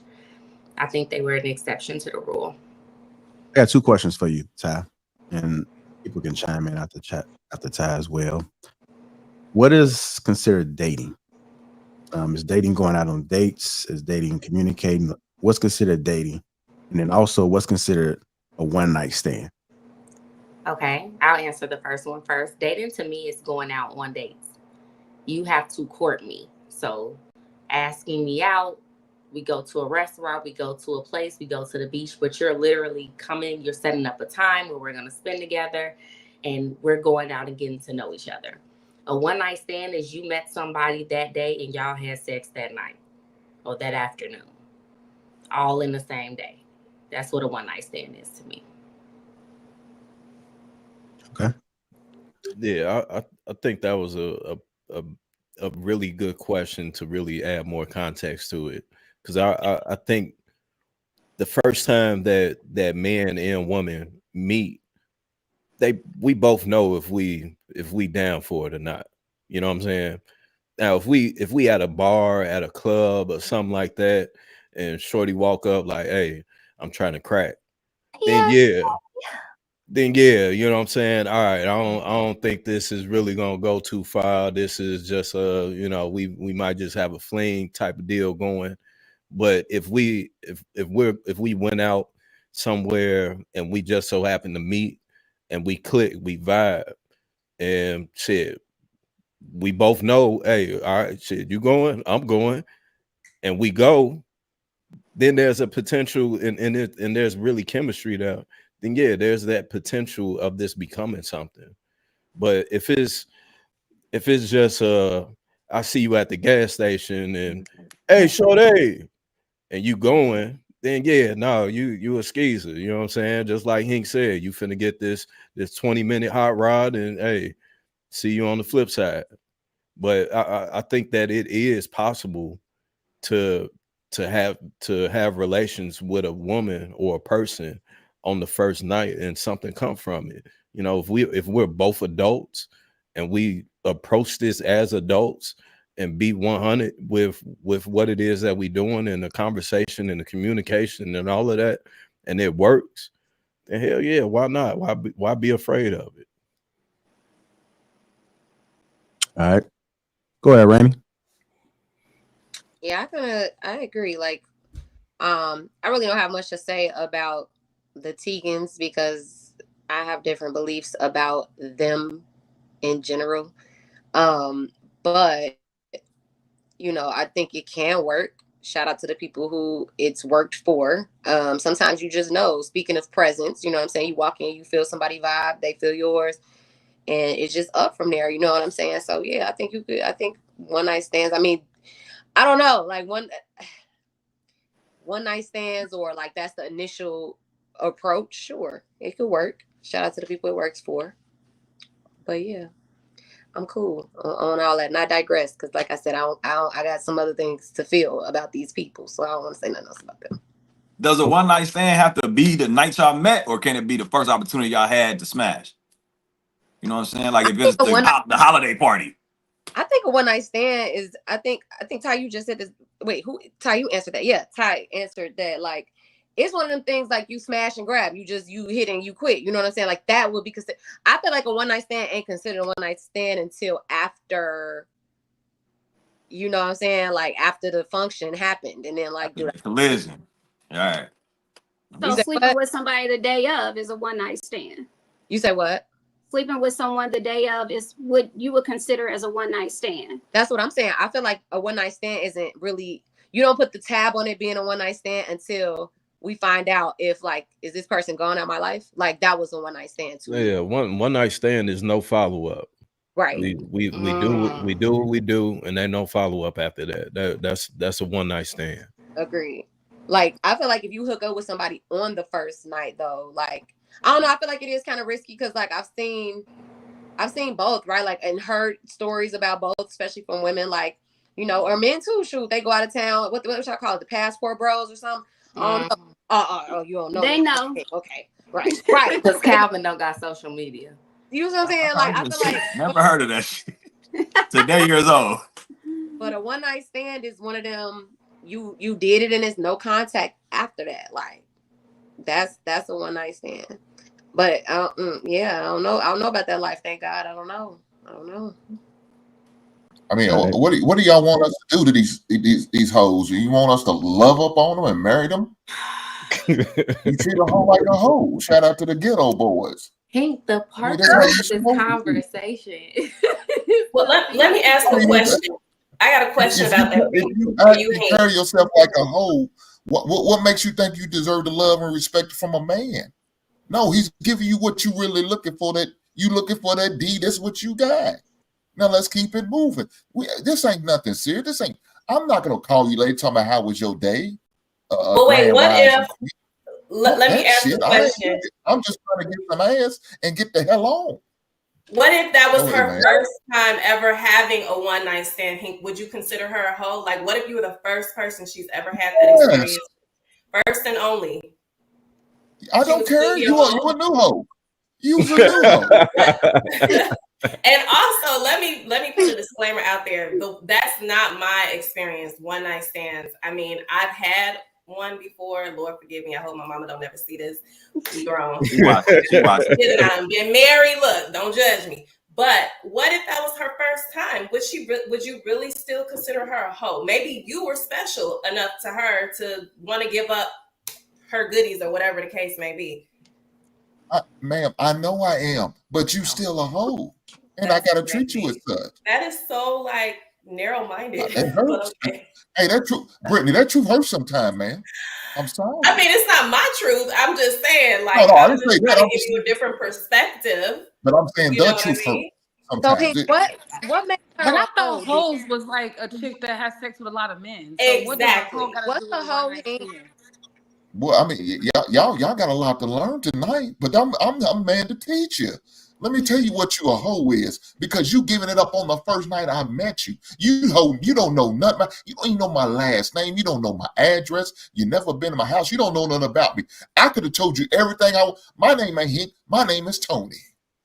And I'm coming here tonight. What if you all have vibed? Like a lot of the example that a lot of people here tonight use was like, okay, you guys vibed. You've been kicking it all night, and it progresses. Not on the gas station. Look, I'm hey sexy, what up? Not that, but like you're vibing, you've had a conversation with this person, you're getting to know them, and then as the night progresses, y'all, she's the first person that you're the first person that she's ever done that with. It still makes her a hoe?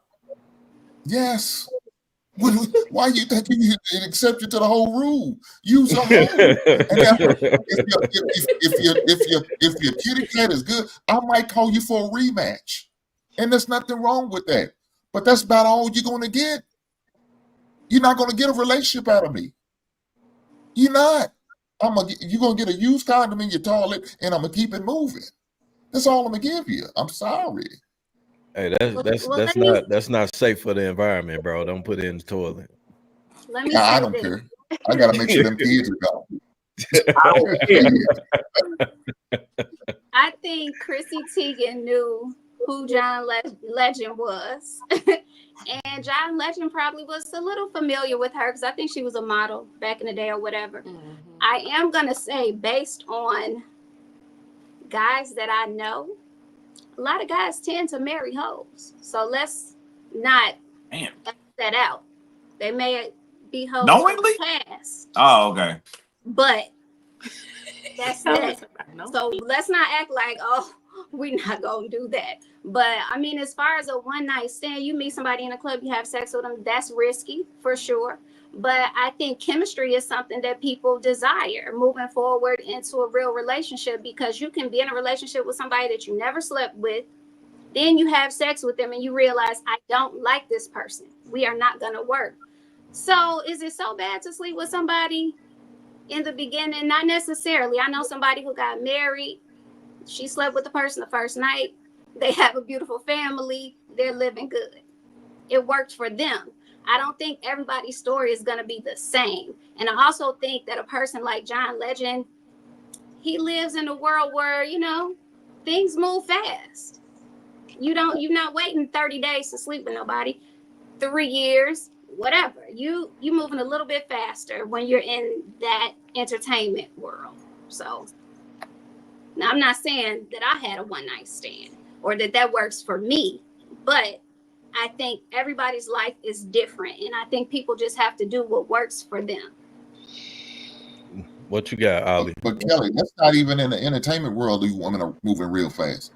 It's Well, out no, the real I'm world for talking everybody. about.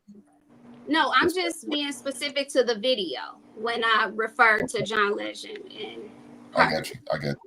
That's it. I mean, other women, hey, women do what they want to do. We live in modern times, right? Men do what they want to do. You all are sleeping with women on the first night. Some women feel like they may be hurt from the past when they dealt with somebody for 3 years and realized I shouldn't have never been with that person. So now they might want to move at a faster pace to see, let's just get that out of the way.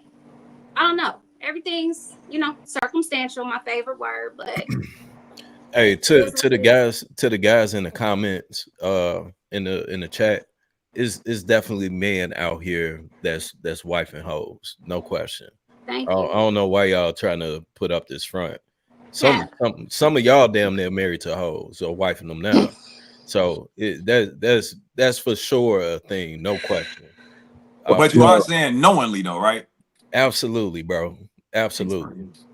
Well, like if you guys are saying when people sleep on the first night that they consider hoes, then I would say it's a lot of men that I know that have married hoes. If y'all putting that label on them, they step on the first night or pretty quickly they got married and it worked. Now I don't know they passed, but I know for sure that they got married and it worked.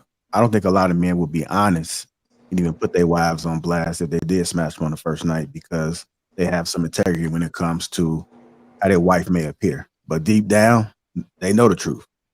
They probably know it was easy.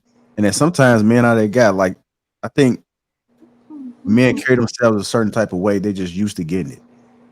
And I think they've seen it from good women and women that may have had a past. They've got it from women that they broke their virginity. And Hank may look at it as though that they're still a hoe, but it just comes with ease. Doing these panels, often I hear a lot of women do want to test drive it before they do get married. Surprisingly, it's just something that they want to do. They don't want to go through all this, put all this time in, and then when they get to the altar and that mouth wide open. But pop that chair and they're just like, I was just so disappointed.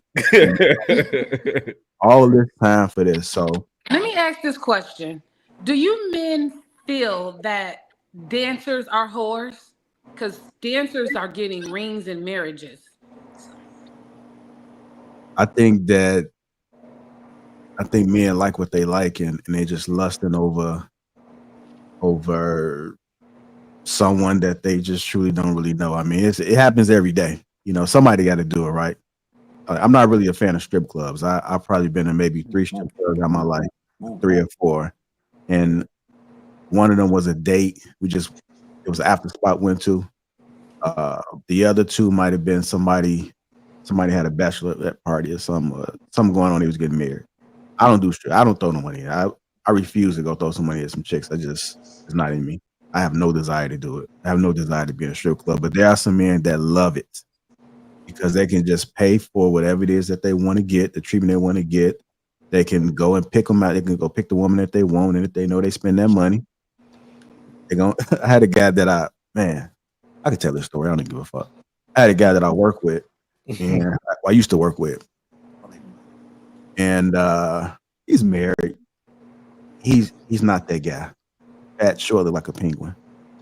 And when we drove to Kansas for work, we drove to Kansas, and he got mad at me because I rented the car, right, for us to go and drive. And he got mad at me because he wanted to go slide on this chick to get a little bit of treatment. I said, "Nah, bro." I said, I need to make sure we got this car in the morning so we can get to school, because we had some classes we had to take up in Kansas. And so this dude was, I don't even know if he even did anything. Maybe she sat on his lap.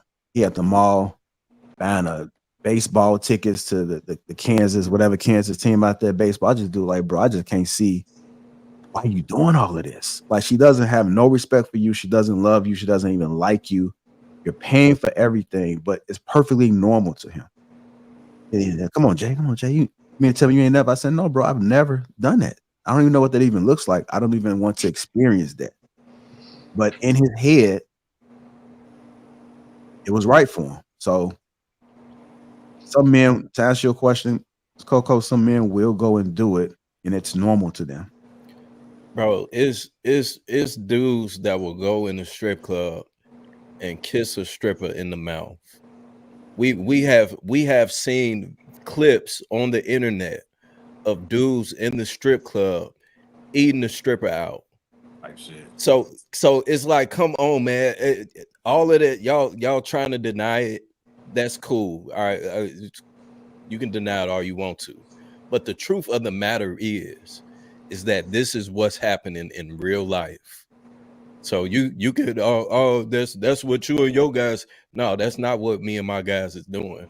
That's what dudes are doing outside at the strip club.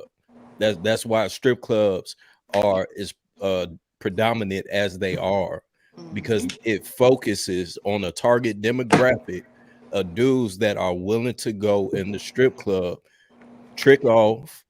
They willing to pay whatever it costs to go in the back room and crack them.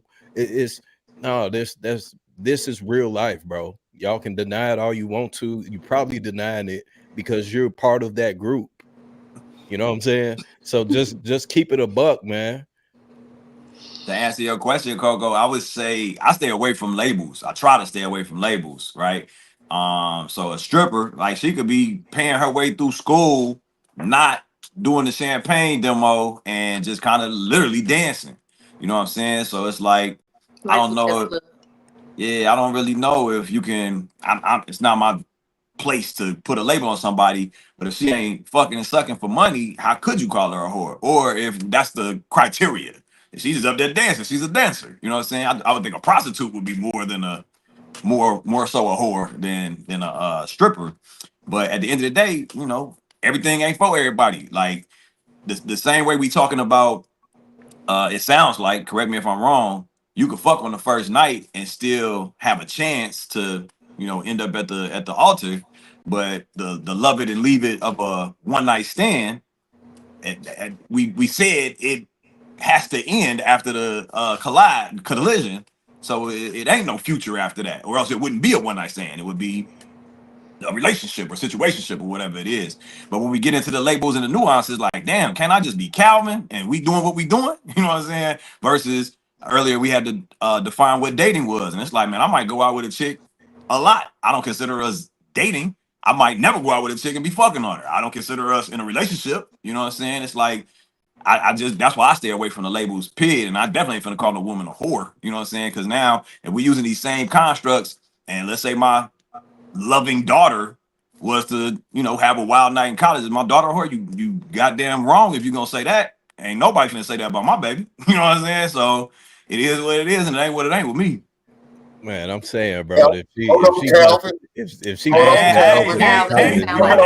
get in the side chat, bro. My daughter is 15 years old. Relax, bro. Relax, bro.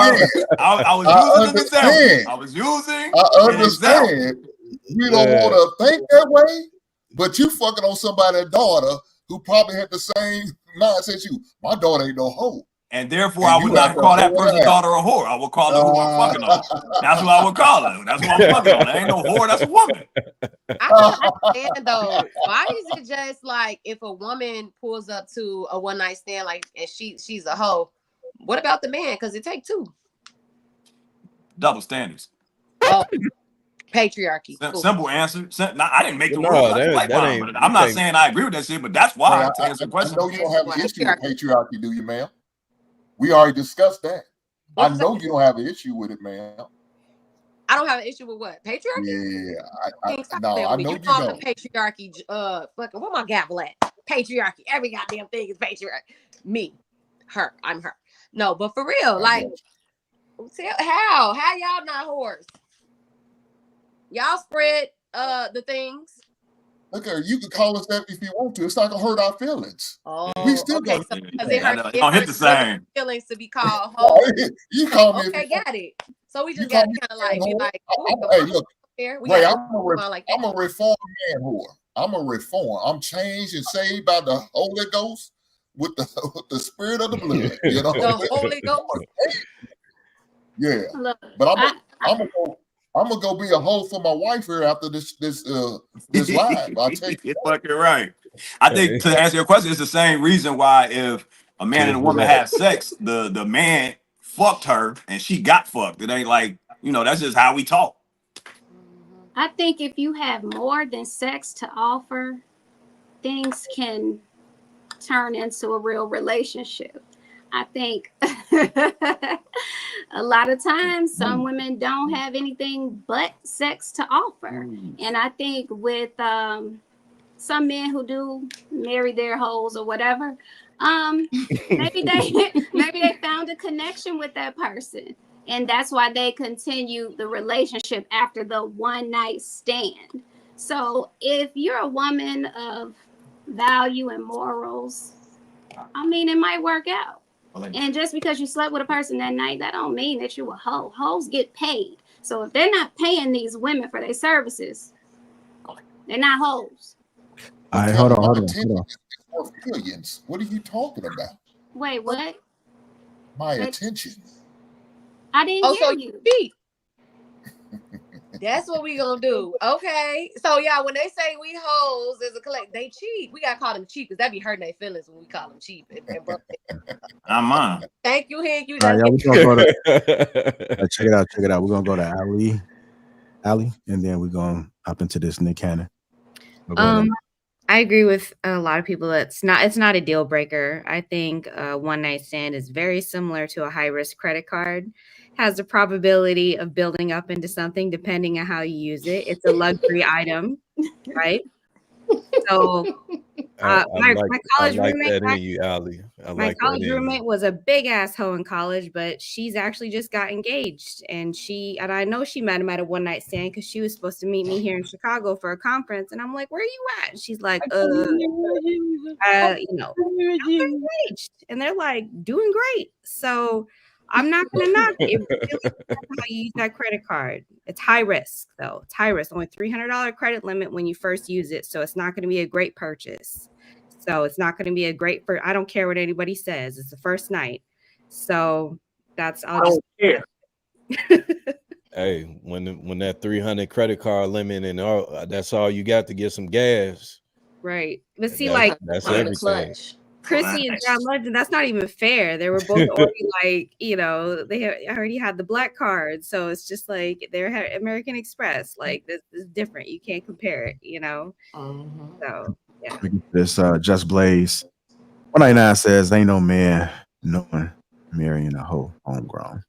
Just Blaze again 499 says maybe you and your boys are marrying hoes, not us. That's you and your saving crew. Appreciate you, Just Blaze. Let's go ahead and hop into this Nick Cannon. Internalized it even more. Like that because you ain't one's wife and them. All right, you done, Viz? Yeah, go ahead. I'll stop it there. I'll play the rest of it, but interesting dialogue. I know some of the people on the panel said they've dated men that they made more money. So it was kind of like he's coming into a world that you've already created. And I know that we are mature adults in age. So if you are dating, it may be a realistic thing right now. It may not be Mariah's world, but it may be an Ali world, Kelly world, Ty world,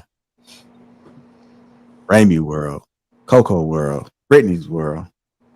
So what does it look like? I mean, everybody's not suited to be Stedman. Just the reality of it. Nick Cannon is definitely not suited to be a Stedman. He has a big personality. He has talent and gifts, and he was doing his thing before Mariah Carey, and he probably sat back and, like he said, I'm not living the way I'm supposed to live. This is not my life. You can't suppress that when you have so much inside of you and you want to, be this bigger person or this star or this high value man or high earning man or whatever the case may be. You can't just suppress that. It's hard. I think he also realized in comparison to Mariah Carey, he could never be greater than her in that space at that time. And that was something that he battled with as well. Like he had the potential to be, and I'm not necessarily saying that she held him back from growing into that potential, but because she was so far ahead of him, it just felt like something he could never catch up with. So he could never be that alpha male and exude that energy and purpose that he felt that he was supposed to live up to, living in a space with someone who was already so established in life. Like Kelly was stating, he could never be Stedman, right? He wanted to be something more than that. I don't think that necessarily applies to every woman that's already established. Every woman is not Mariah. It's a way to also fit people into your lives to make them feel as if they can also grow and become something more in your world and make your world our world. But I don't think that was a reality for Mariah Carey and Nick Cannon. Okay. I'm looking in the chat, and there's a question that people were asking in the comments on those clips. The gentleman, why would Nick marry her? Was he just trying to lock her down? Seeing who she was, it's Mariah Carey. We often see that sometimes when you got you a woman that a lot of people may idolize, or she may be like a Nicki Minaj, or maybe something on a smaller scale. She just may just be a very successful woman. Like, why would Nick marry her if he knew that he could never be better than her? That was his childhood crush. Yeah, I think It's he was like in his Jermaine 20s. Dupri and Janet Jackson. Jermaine Dupri dated Janet Jackson too, but that could never really grow into anything. They're chasing after what they always used to want. Then you get it and realize it's a little overrated. No, it don't sound like it was overrated. It sounded like he became insecure. That everything that he just said was just all insecurity. Yeah. Me personally said, hey, if I bag Mariah Carey, I'm not finna try and compete with you. I can't compete with you. I don't want to compete with you. I'm gonna continue to do my thing. And really, once Nick got married to her, that's when his career really went through the roof. You know what I'm saying? So, hey, I love what you got going on. This is perfect. You're not even in the limelight right now. You know what I'm saying? You beefing with Eminem. Eminem beefing with you. That's what's keeping you relevant right now. Other than that, hey, I'm finna check this bag. I'm finna run this bag up. I'm not worried about what you got going on, because what you got going on is why I'm here. You know, a part of it rather. It's a part of why I'm here, because I love who you are. I grew up watching you, whatever. I'm not finna try and compete with you. You already got what you got, so I'm gonna bring what I bring. The whole reason why you picked me. You know what I'm saying? Essentially, at that point, for her to essentially reach down, you know what I'm saying, to date him, to marry him, say, hey, man, let's get this money. What the fuck I'm competing with you for? Ain't nothing to be insecure about. I already got you. Well, I don't know if she reached down necessarily. I mean, because Nick Cannon was established when she met him. What's their age difference? Yeah, They got quite of an age difference. So that, at least 10 years. I think it's at least 10 years. yeah, that's reached down. I would say that's reaching down. She did. I think she liked the fact that he was obsessed with her. He got Mariah tatted across his back. Well, when I say reach down, I guess I'm speaking from a financial standpoint. I think he was getting money. I think he was getting money just as well as she was. Now, of course, she was this big superstar, so of course he wasn't getting the same, but he wasn't out here broke either. Well, yeah, no, I ain't. Hold on, y'all. Just for context, they exchanged vows in a private ceremony in the Bahamas in May of 2008, with Cannon at 27 and Carey at 39. And then she probably wanted a family. She probably wanted to be married. That's probably why he married her, because of that sort of pressure. She probably felt like, well, I want to have children, but I don't want to do it as a single person. You know what I mean? Like, she was older than him. She knew what she wanted. He just got in where he fit in, I think. And then he realized, this is not the life that I want. I do have some more. I'm sorry. Go ahead. I do have some more additional context. According to the prenuptial agreement obtained by TMZ, before they tied the knot, Carey was worth $150 million, while Cannon's assets were valued at just under $500,000. meaning Carey was worth 300. That's she a reach, man. She Come on, reached man. down and Come on, carried man. him on Hey, up, come on, baby. man. What? You Yeah. Come on, man. That's crumbs. We I talk. still What feel she like had. I feel like he's that's a got a big manager. issue. He got a McDonald manager salary, man. Well, maybe she married him for superficial reasons. I, She I, married I, him I, because she wanted to be Because he married. was 6'3". How tall is that nigga? man, I don't He know. was tall and it had to been the vibes. Dude is funny. He's Mm-hmm. youthful. You know what I'm saying? He damn near cracked on the first night, whatever. You know, come on, man. And you put twins in her, bro. You tweaking, dog. Yeah, but I think y'all And asked Nick why Cannon would is he marry 6'2" her too. though, right? And I think you probably wouldn't marry the same person that you married at 27 as you would at 47. But then you also like I don't know the nigga. I don't think he's going into it like, man, I'm earning 500,000. She earning 300 times that amount. And this is going to limit me from becoming the Nick Cannon that I know I'm purposed to be. To everybody else's point, I think it was like, man, the tide rises all boats. I'm gonna grow with her. I'm gonna go with her. I'm gonna realize my potential with her. I'm in love with her. I'm obsessed with her. She's sexy as fuck. She's my childhood crush. Like it makes sense to a 27-year-old to make that move. I don't think he's going into it with the foresight of this can hinder my potential. yeah, people change, people grow. How can it hinder your potential though? He said he felt like he was becoming the diaper bag, purse carrying nigga that she needs, and he says she needs a guy like that. I'm just not that guy. Like I think a person that maybe is doing a better job of it is ASAP. But they're closer That's in fair. age too, so I think They they But are the really closer in the, the, age. the difference in earning is probably comparable. Like he It probably is just as far huge. away. yeah. But he seemed Rihanna like is a he ain't, I billionaire. mean, I ain't gonna Yeah, say no, he I was carrying gonna he say carrying a Rihanna. diaper bag is by choice. Yeah, But for him to Rihanna a like, billionaire. So Yeah. He said, I don't want to be an assistant. I want to but be for the him to be boss. saying that is crazy, nigga. You got kids. We need a diaper bag carrier. Like, what are we talking about? But he Oh, well, used Nick to be Cannon got a whole outside bunch of kids now, so carrying her umbrella in the rain like he was her butler and stuff. Like it did give assistant. It didn't give like husband, partner, equal. I It mean, gave shit. that If he that's was my taking wife, care of her. Take the bag.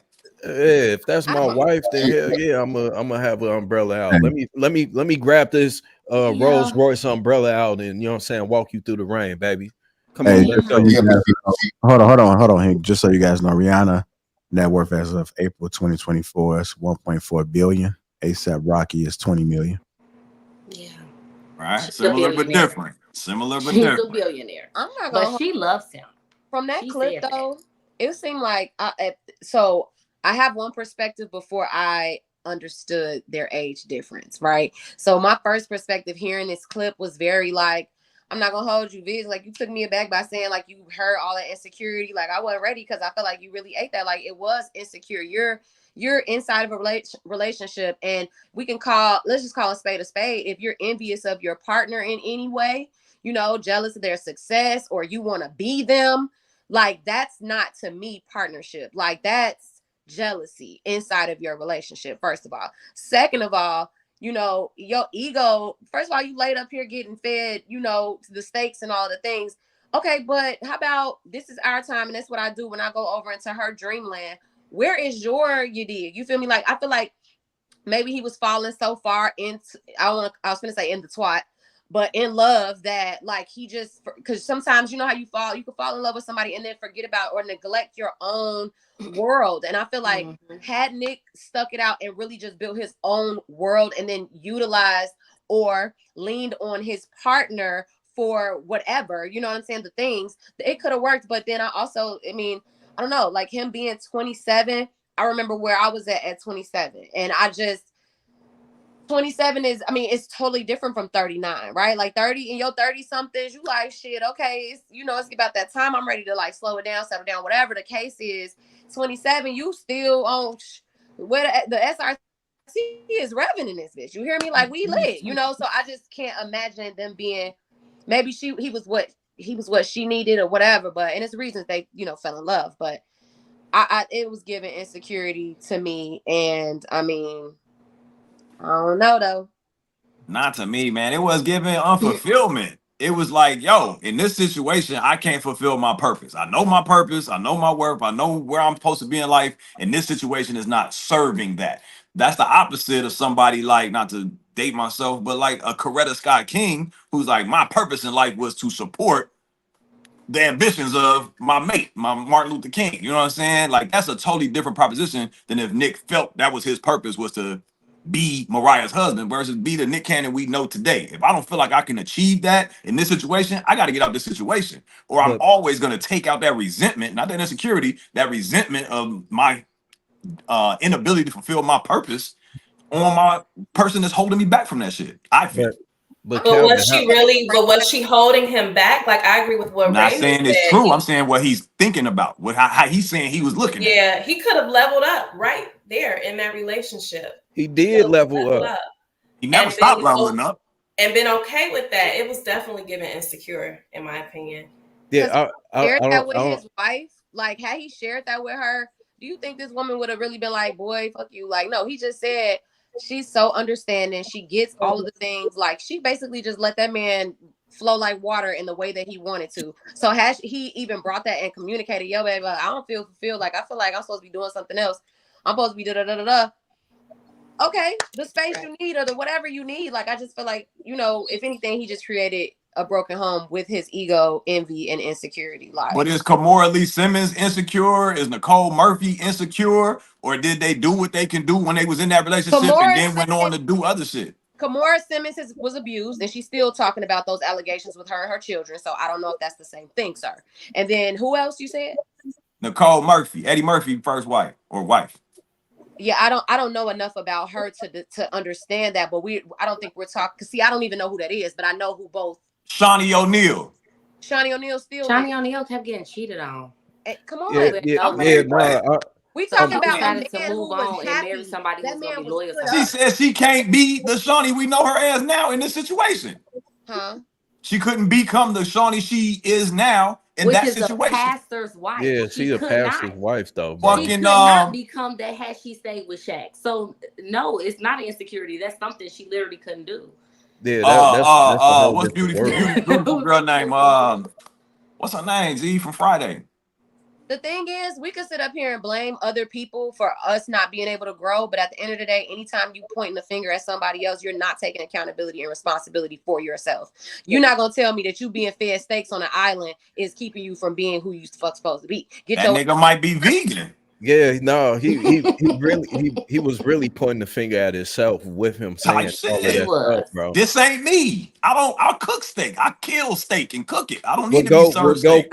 Go kill it then. Like that's the part that I don't understand. It wasn't like he said she was holding me back from going out to do this and that. You know, he said out his own mouth, I was waking up at 12. I was on the island. I had motherfuckers bringing me steak. Like, you chilling, bro. He got too comfortable. And he chose not to. He chose to stop chilling and get back to the grind. But that don't mean that you have to. That doesn't mean that you have to break your home. So. You know what I'm saying? I'm not saying it does, but if that's his motivating factor, that might be an immature decision as well. But that goes back to being insecure though. That goes back to being insecure. And let me address the chat real quick too. For the men out there that think showing chivalry towards your wife is lame or beta or simp, that's fucking insane. Your brain is fried. There's no reason why you should refrain. You should hold back walking with your wife and keeping the rain from getting on her by holding an umbrella. There's no way in the world that anyone with a mind would consider that to be simp behavior. That's your fucking wife, bro. That's the basic. Well, yeah, let me go ahead and answer because since you won't keep talking to the chat, man. God damn, leave the chat alone, baby. Let them leave. I gotta address the chat. I got to do say, man. My bad. Look, man. The thing about it, we all heard the rumors how it was hard to work with Mariah Carey. Mariah Carey was a damn dragon. She was a damn dragon. She was a mean ass, nasty woman who punked up on Nick Cannon, and he was okay with being a house husband, you know, at the time.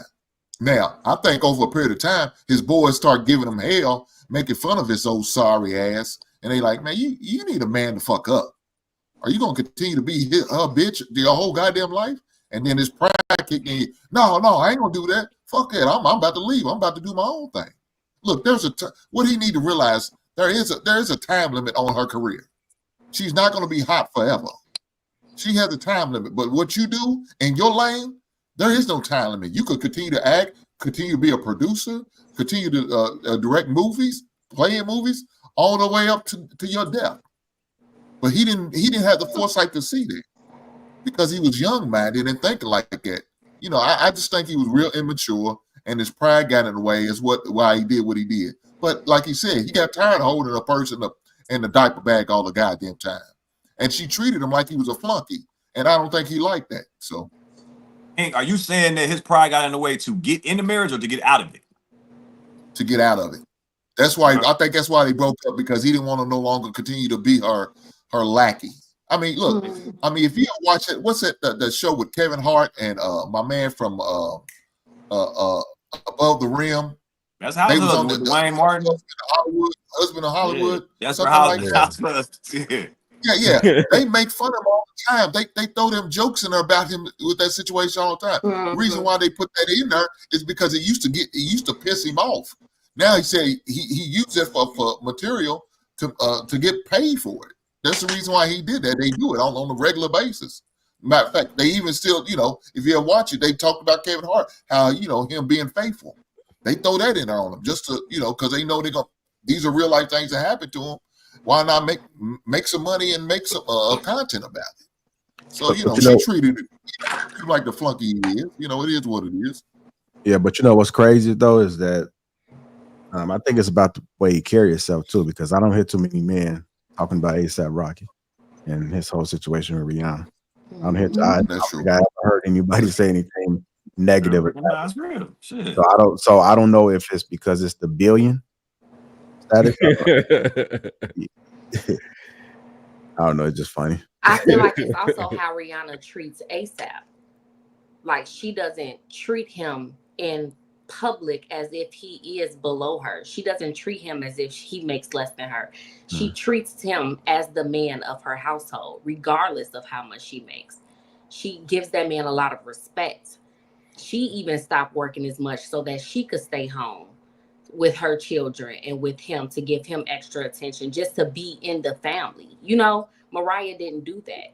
She didn't lower herself for Nick Cannon. She put him in his place, and she stayed where she was, and everybody could see it, which made him look like less of a man. Rihanna doesn't do that to A$AP Rocky. That's a good point. The example I was trying to think about earlier was Megan Good too, by the way. Y'all remember what happened when she came on Wild 'N Out? She said, "I shut this motherfucker down." She said that on Wild 'N Out. "I shut this motherfucker down." She told that man that. That's just that sound like abuse. That sound like what Kimura was going through. I mean, she constantly emasculated that man on a regular basis. It's nothing new for that man to get. You gotta get out of that in. Hey, but Hank, what could we say that's due to him potentially leading with that? You know, that's due to him potentially being the funny man. This is the guy from Nickelodeon. This is old boy from Drumline. You know what I'm saying? Like, is it because he couldn't separate what it is that we see him as a goofy character for the most part, compared to him being the actual man of a household? Yeah, but what does goofy character got anything to do with being disrespected, privately and publicly? What does that got to do with anything? I mean, if you carrying a goofy persona, you kind of like, not to say you disrespecting yourself, but like, I'm just treating you how you treat you outside. And like, we never see A$AP in that light. Like A$AP, it's almost like play with him if you want to. Like, that's the vibe A$AP give. Yes. Versus like, and I'm not gonna hold you. I just want to add this to, you know, before you respond. But like, think about, I guess, being a woman, right? I rap, and like, I've asked one of my friends this, like, Dad, do my, you know, masculine, like my rah-rah, like my I don't have the word for it, but like my energy on the music, right? Or the way that I show up in that space, does that like scare guys or like whatever? He was like, Remy, I've known you. He was like, you're a woman. There's nothing you can do that is gonna make me feel not a man. Like you're not gonna outman me, right? Like and I just feel like at the end of the day, like maybe Mariah was out, you know what I'm saying? Big Daddy and him. I don't know. I think they kind of grew out of that situation, and he didn't want to be minimized like he was in that relationship. I mean, look at his life now. He has 12 kids with 6 women. He didn't want a traditional lifestyle. Bottom line. He didn't want what Mariah wanted. That don't sound like insecurity, right? Well, no, that actually do sound like that almost. I feel like his life now might sound like more insecurity. Yeah, that leaving almost a relationship that's not serving you. That almost confirms the insecurity. I was so insecure in this relationship, in this marriage. Now let me go out and spread my seed everywhere. You know what I'm saying? To try to make up for it. I agree. That sounds insecure. To show my dominance, you know what I'm saying? My value over all of these different women. So it almost makes more sense after watching that clip and the actions that he's doing now. And then every woman he goes after is a who? Like, who are they? Women might have their own established, but nobody was on Mariah's level. Like, he's never dated another woman that's either on his level or above him. Everybody is below him. He don't care about that. He just want babies. Mm-hmm. They sign a contract, but they all just and they're secure women for the rest of him. I agree with Vid. And they're dependent on him. So dependent on him. You see what I'm saying? They all need him. They're all dependent on him. So it's strengthening that insecurity. Like, I agree with that. You went out and had all these babies just to show that you're not weak in a certain space. Like that he's not a beta, huh? Mm. And Mariah Carey probably wasn't gonna have more than those 2 kids. Beta. Hey, that nigga Nick be in the crib like walking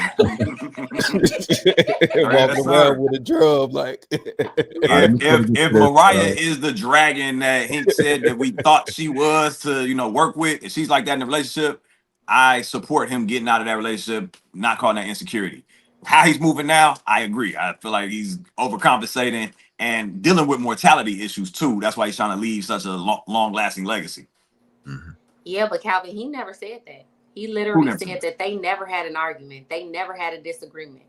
So where did Hank's conversation come from where he said she was like a dragon? That's Hank's own personal opinion. Well, that's why I caveated and said if what he said is true. With her. He said she was a diva at some point. That's like hearsay too. Diva, not dragon. Right. They said she was a diva to work with, but Nick Cannon in that interview we just watched said he never had an argument with her. They never ran into any issues. That's what he said. I don't think he's going to say anything negative about her. Yeah, I was gonna say now we can't create a narrative that he didn't put on the table. We can only base it off of what he said. Now that's the whole grown ass man. If he has some issues, we sure did that for Tia Mowry. We sure did that for Tia Mowry. Ain't that right, Ray? Wait, what we doing for Tia? I wasn't here for create a narrative like he was a. But Kelly was that day. Wait. Man was Ray created a narrative that man was out there beating that woman. Like I did not say that, Hank. No, you was definitely saying he was abusive. I said he could have been being psychologically abusive. I'm sorry, Lapeef. Yeah, I'm gonna say I am curious. We're gonna switch to this last topic, but I am curious about what folks gonna say about this whole KeKe thing. So KeKe breaks her silence. Last one, then we get up out of here. I'm gonna play this clip. Let's react. Wow, we talked about Stedman earlier, right? Stedman. Did anyone else feel like she was acting?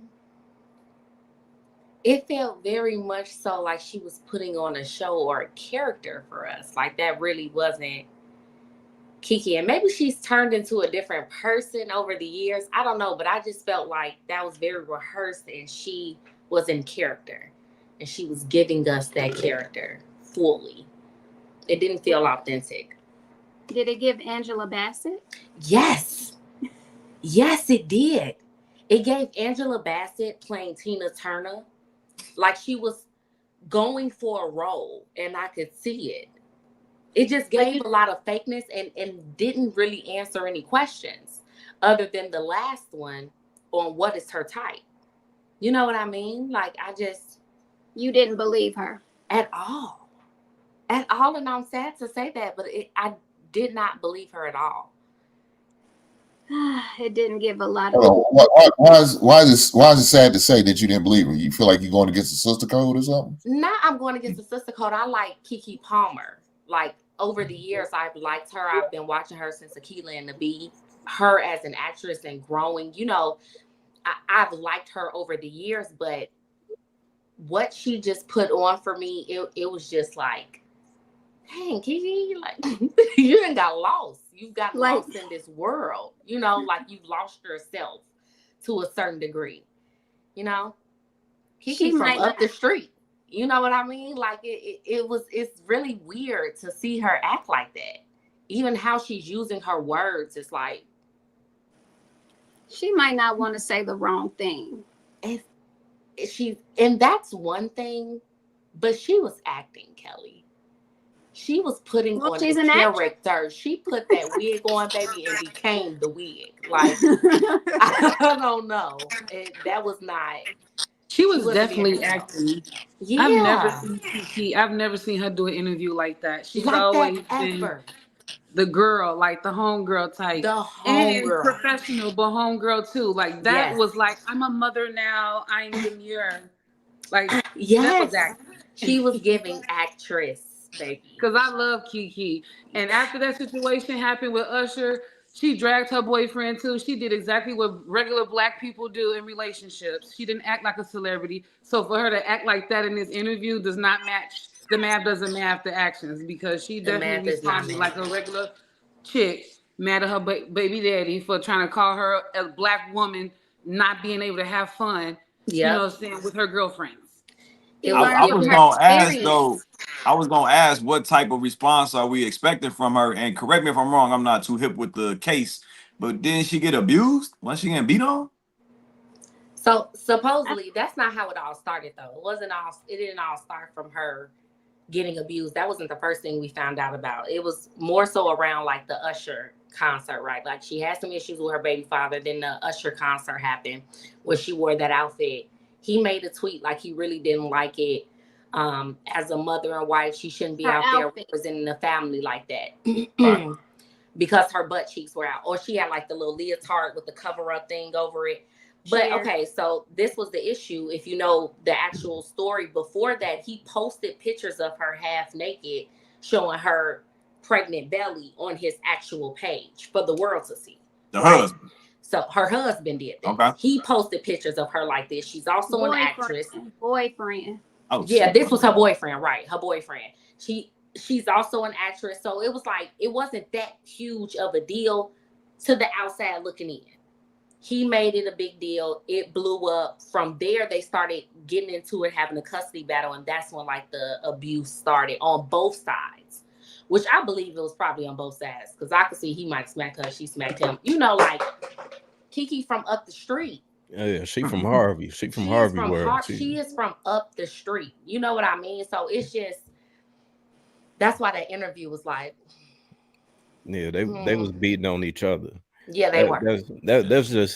I think the interview is just a way for a PR thing for her to clean up her image. I think they PR too hard though. She didn't say anything bad about him. She didn't say anything about him at all. I mean, that's the best PR move to make. Mm-hmm. So to shift. Are you talking about in that instance? Is that what you're talking about? She didn't say nothing bad in that instance? In that interview. Yeah. He said some shit before.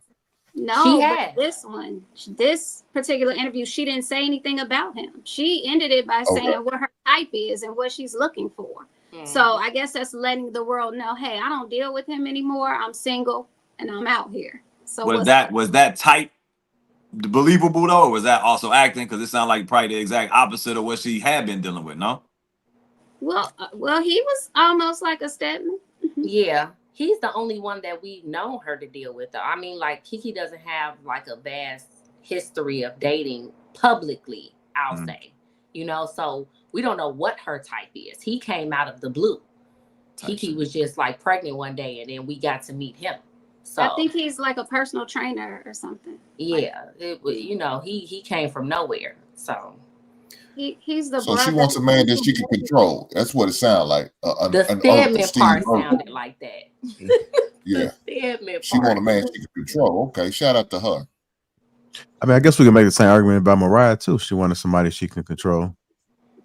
You know, Exactly, whenever you have that much visibility and money, sometimes it's really hard to be able to find a man that's going to be able to check you. So you got to go dig down a little bit, try to find somebody that you can mold and bring up, and they need me.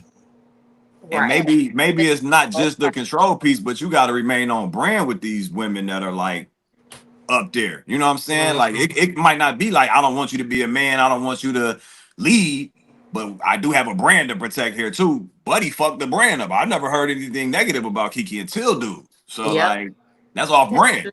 I mean, well, no, she did that to herself though. I mean, when that whole thing with Usher happened, the part that blew me was the fact that women was actually defending it. You know, realistically, if we are in a relationship, you just have my seed, then there's no way in the world why you should be on stage conducting yourself in this manner, all up on this other man that we presumably believe has herpes. You know what I'm saying? So it's like you're checking off all of the boxes of disrespect right in front of our face. You know what I'm saying? Right. And it was like women was like, oh, she could do this, she could do that, she will. No, man, when you become a mother, when you're in a committed relationship, then no, you can't conduct yourself like that. You got to respect yourself. You know what I'm saying? If you on stage doing this and you all rubbing on them, no, that's disrespectful to our whole household. Okay. So if that happens, even if you right, everything you saying I agree with, that happens, and KeKe's your woman, are you posting about it? Or are you having a household conversation? Now that part I agree with, but that goes back to the fact that they was beating on each other, bro. What you think they're gonna do? KeKe is an entertainer. It don't matter, is man. A singer, yet it does. That actually does matter. It's that does not matter. She was an everyday that does not matter. That Usher pulled on the stage and she danced with him. She's an entertainer. It's just like when Nicki Minaj or Cardi B or but Rihanna she's not that type of artist. Naked. She's not that type of artist. Yes, she is though. She's a singer. No. She's an actress. She's done multiple different roles. So who's to say what can limit her and what cannot? She was in character, just like she was in character for this interview. She was in character giving the show because Usher pulled her on stage, and people know KeKe and people know Usher. I don't think that was the time to. I want to add her on the internet. We know KeKe as a child, actor. She started off as a child actor. You mentioned Cardi B. Cardi B started off as a stripper. Nicki Minaj started off damn near ushered in the whole BBL generation. The women that you're acknowledging are not the same caliber of women that we saw Kiki Palmer be. So no, you cannot say that. That's not respected. Okay, Sierra, Beyonce. We grew up with them. Sierra, they be on stage half naked. Hey, Alicia Keys and Usher. Alicia Keys and Usher. That was disrespectful. But Swiss didn't take it to the gram though. Swiss didn't take it to the gram though.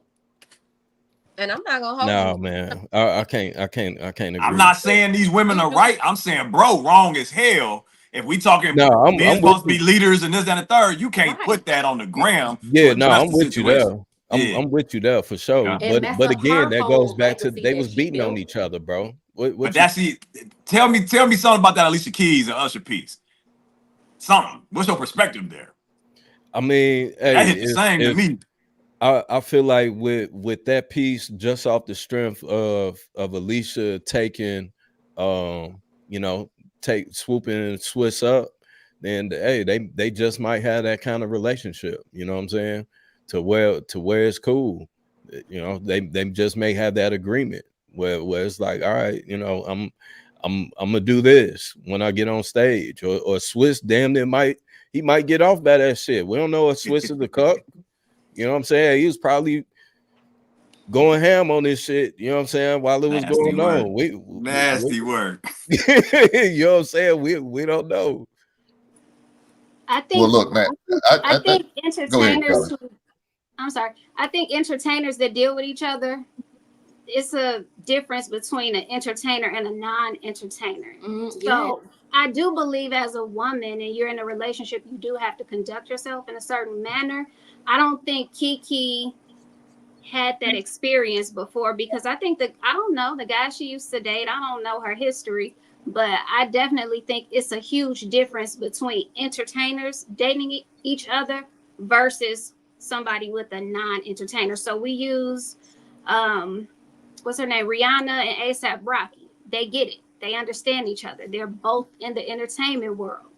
KeKe and what's his name, Darius Jackson, who's quoted as being an actor and fitness instructor. He's just trash. Okay, but wait, in the industry though. I know of his brother being an actor. He was on Insecure. Correct. But I never saw Darius in anything before. But I think that dynamic just creates a different type of understanding with each other. And by him going online saying something, that's kind of what sparked everything. I think KeKe was like, hey, I just had this baby. I want to go outside and have fun. I don't think she looked at it like, well, let me go piss him off, you know? So I think you have to know who you're dealing with. We've talked about this before, and I don't know their history as far as beating each other prior to this day at the concert, but that was entertainment in my eyes. It was. That wasn't entertainment. Buddy asked at the United Center the other day, he was trying to feed his girl cherries and he almost got on Usher ass. Wait, I don't know about what he's talking about. God damn, that's crazy. But we see a lot of actors who are, I mean, look, Denzel Washington's an actor and he doesn't do any love scenes. I mean, so we can't sit there and say just because they're a performer or artist or anything, that means we can do what we want to. Look, like Viz says, everything about what she was doing or did, that was totally disrespectful, especially in a relationship. There's no way you got a man and you grinded or let a man grind on you. You wasn't part of the show. You just got made a part of the show because you could have declined and said, "Nah, Usher, get my girlfriend. She ain't got nobody. I got a man. I ain't trying to mess up what I got." Instead, she was all for it. Look, she's one of those neighborhood hoes, and that's okay. Ain't nothing wrong with her being a hoe. Don't do that. Right. All you gotta do is somebody full of KeKe. No, come on. I mean, She's first queen. of all, you can pick somebody out of the audience. That stuff I think they do beforehand. They see who's in the audience, who's in the front row. And at the end of the day, Usher is married. So Which that makes it even more disrespectful. And guess what? She could have turned him away. She could have declined. She could have declined coming on stage. She could have said, "No, I'm good. I'm good, Usher." I know she did because that's that moment. She got that whole mindset, and she was okay with that. To me, like I said, that's disrespectful. If a man gonna sit there and call my woman out of the audience, singing to her, dancing with our selection, that's disrespectful. So y'all saying y'all didn't see Usher just do that the other night? Hey, please believe me. He just did that the other night at the United Center. Hold on a second.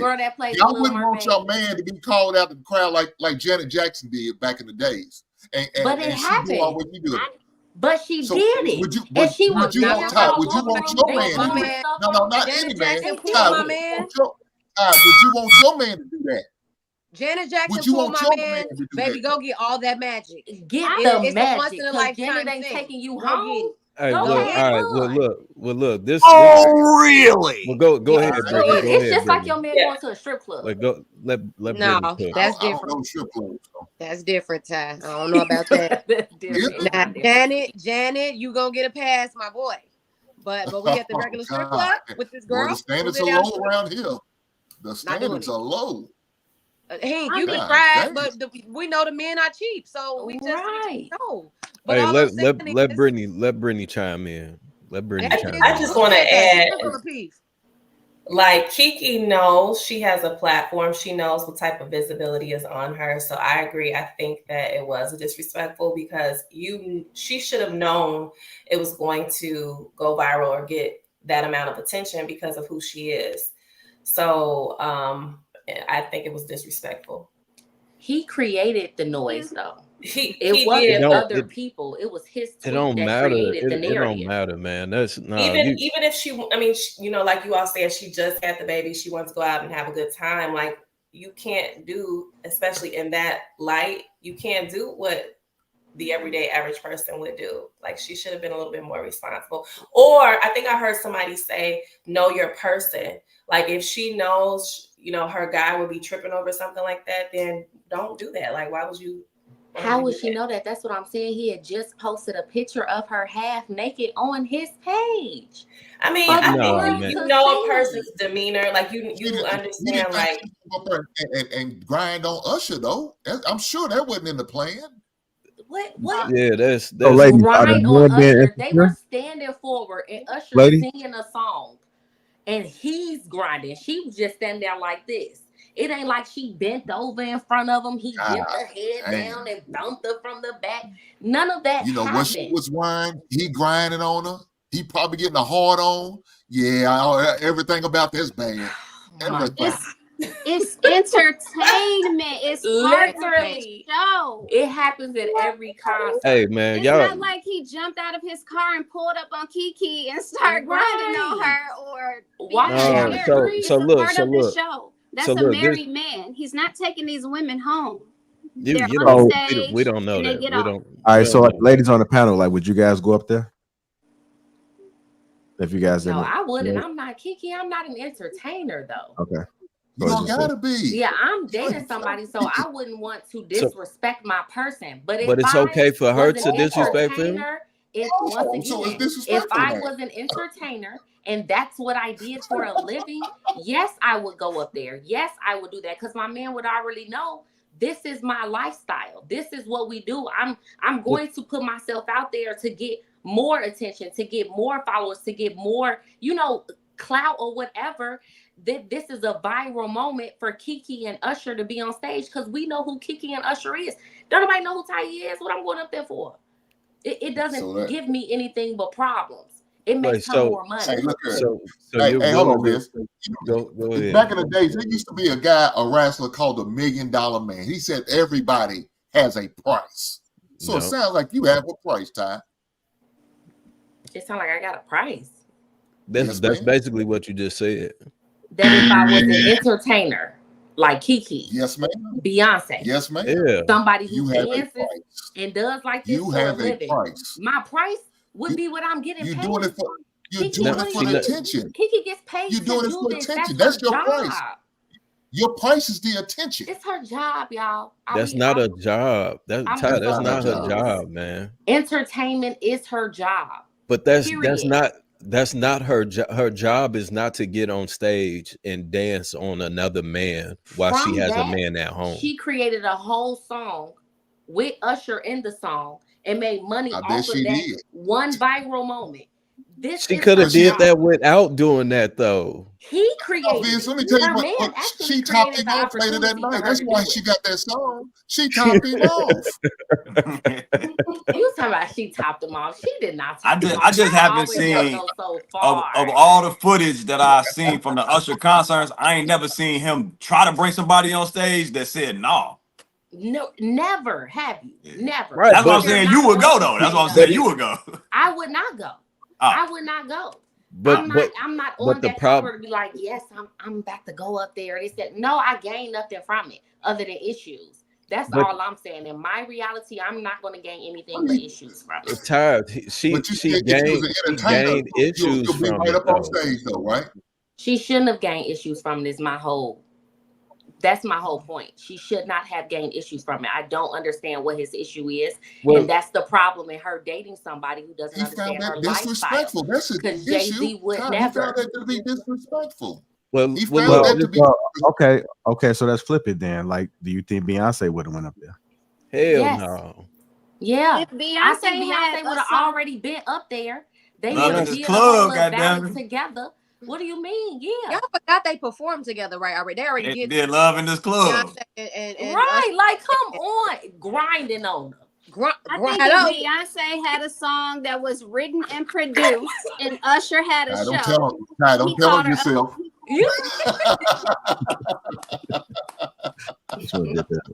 I think if Beyonce had a song that was written and produced already, did that and show with Usher you. was in town, and Beyonce was in the audience, yes, she would go up there for marketing purposes. That's what entertainers do. That's what they do. Y'all acting like this is something new. Come on now. That's all I'm saying. Well, Let's look, not this do this that. is the thing. This is the thing, though. So we acknowledge that if he was actually in the industry, then there may be a pass.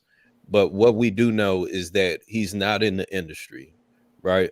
So at the end of the day, it's disrespectful. At the end of the day, to the average man that's not in the industry, he doesn't understand that he now has to see his woman be viral and grinding, slow grinding on Usher and all this other shit. That for a man is going to irk him in a certain type of way. We don't know if one of his boys damn near sent them, you know what I'm saying, sent them the message like, man, look at KeKe, what KeKe on, whatever. You know what I'm saying? This that could have easily triggered him to where it's like, damn, what is she doing? And I got the baby at the crib. But you know, there's a lot of other things that could have played a part. And I want to say we had just talked about this on one of the other shows of where men are territorial. So if you on stage and you grinding all on this man, that again, we just found out that the nigga got herpes, he cracking big, you know what I'm saying, BBWs. You know what I'm saying? We already just found out all of this stuff about Usher. Oh, Usher. Okay, I thought you were talking about Kiki. Yeah, no, I'm talking about Usher. We just found all this stuff about Usher. That's irrelevant on them just dancing. It's not irrelevant. It's not irrelevant. It's disrespectful, but you can't crash out over that shit, bro. You can't crash out. I'm saying it from a male's perspective. You can acknowledge it from your own perspective. That's she fine. was KeKe before he came into her life.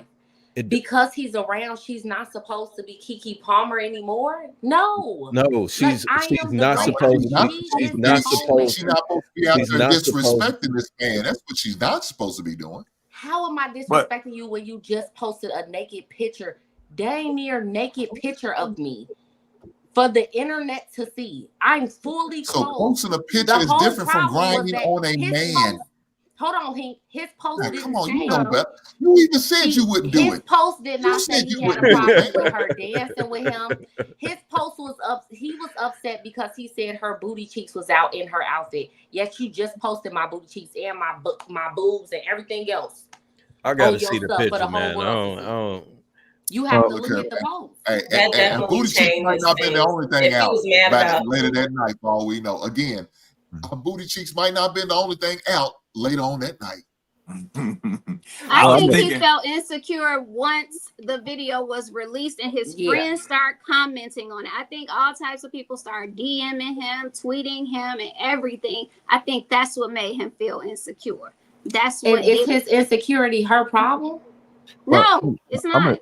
But it's her fault, though. Hold on, he criticized her outfit. He didn't say anything about her grinding or dancing. It was about her outfit. Yes, it's about her clothes. I mean, that's even worse. That's even worse. She's worse. Well, maybe it's good that they're not together. Maybe she could find a more secure man that understands her as an entertainer, and they can move forward and thrive together. She want a Steve Urkel so that she can go out and wear whatever the fuck she want, and she can grind on whoever she want to, and that can go viral, and he can just be okay with it. Well, at least she was honest about what she wants. Yeah, I mean that's fair.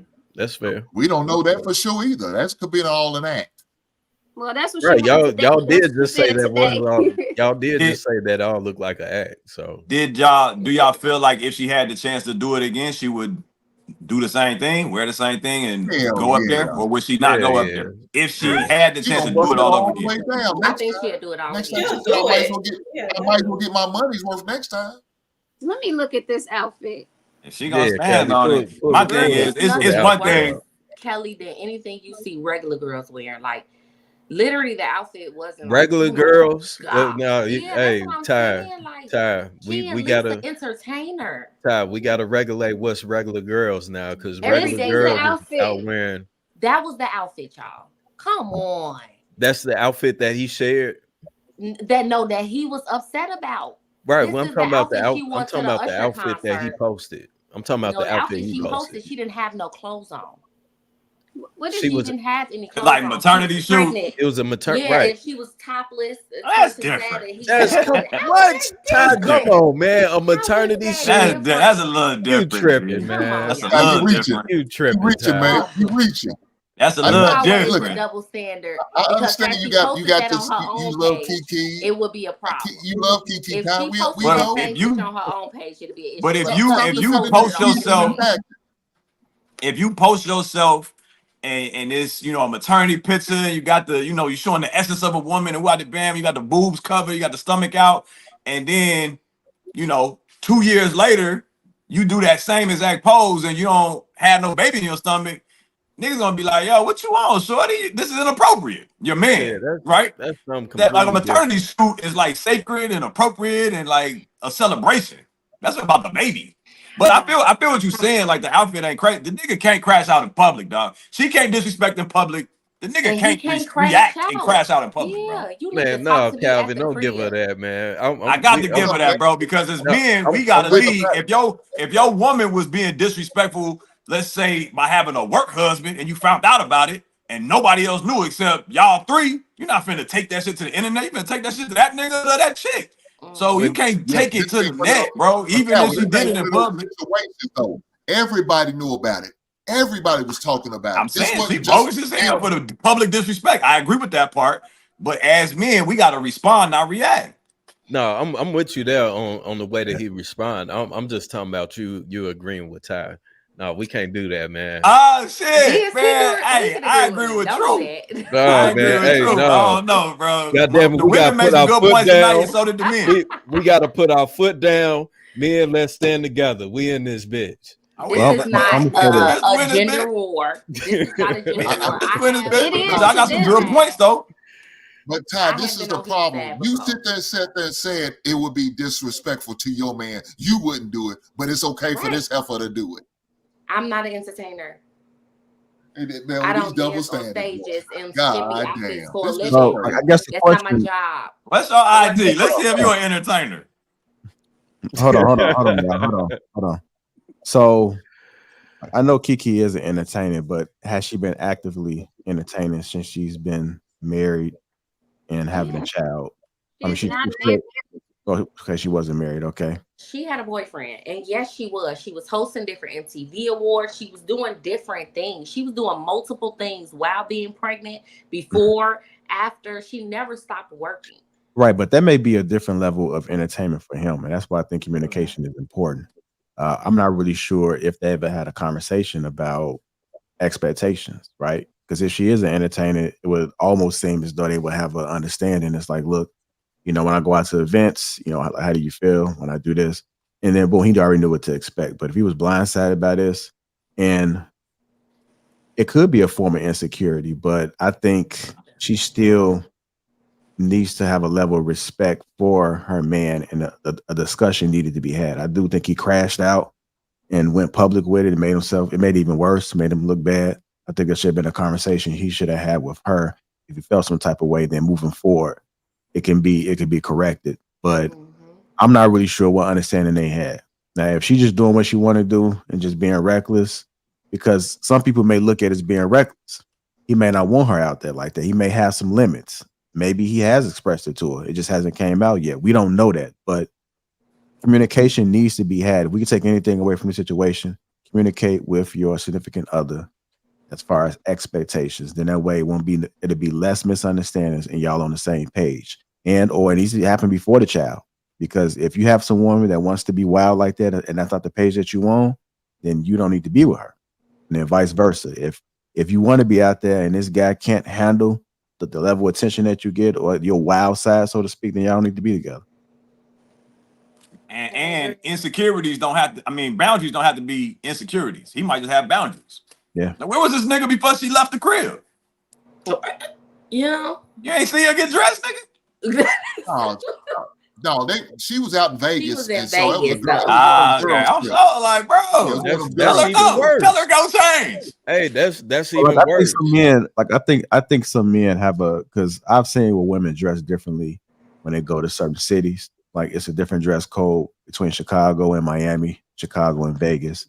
And also concerts, women do have a certain attire that they put on. Now you do have some modest women who are married and they're very conservative.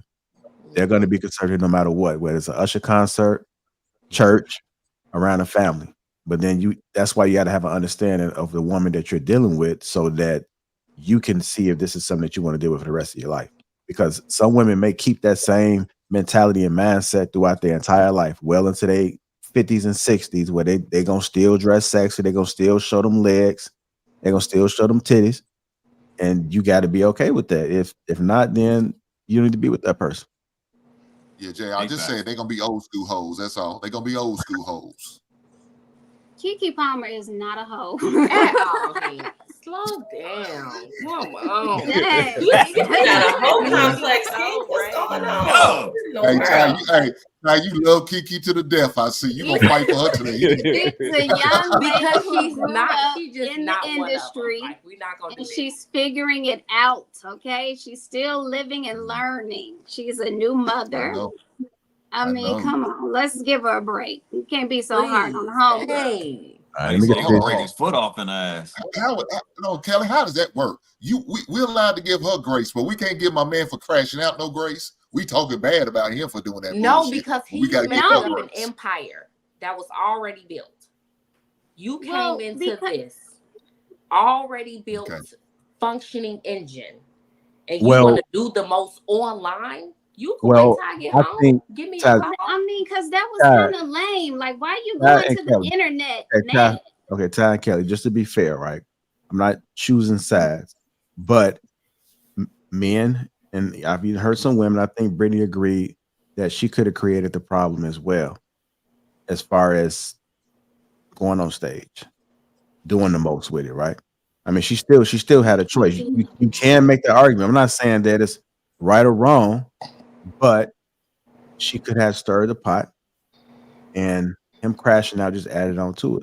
It all depends on how you're looking at it and the person's perception on how they're looking at it.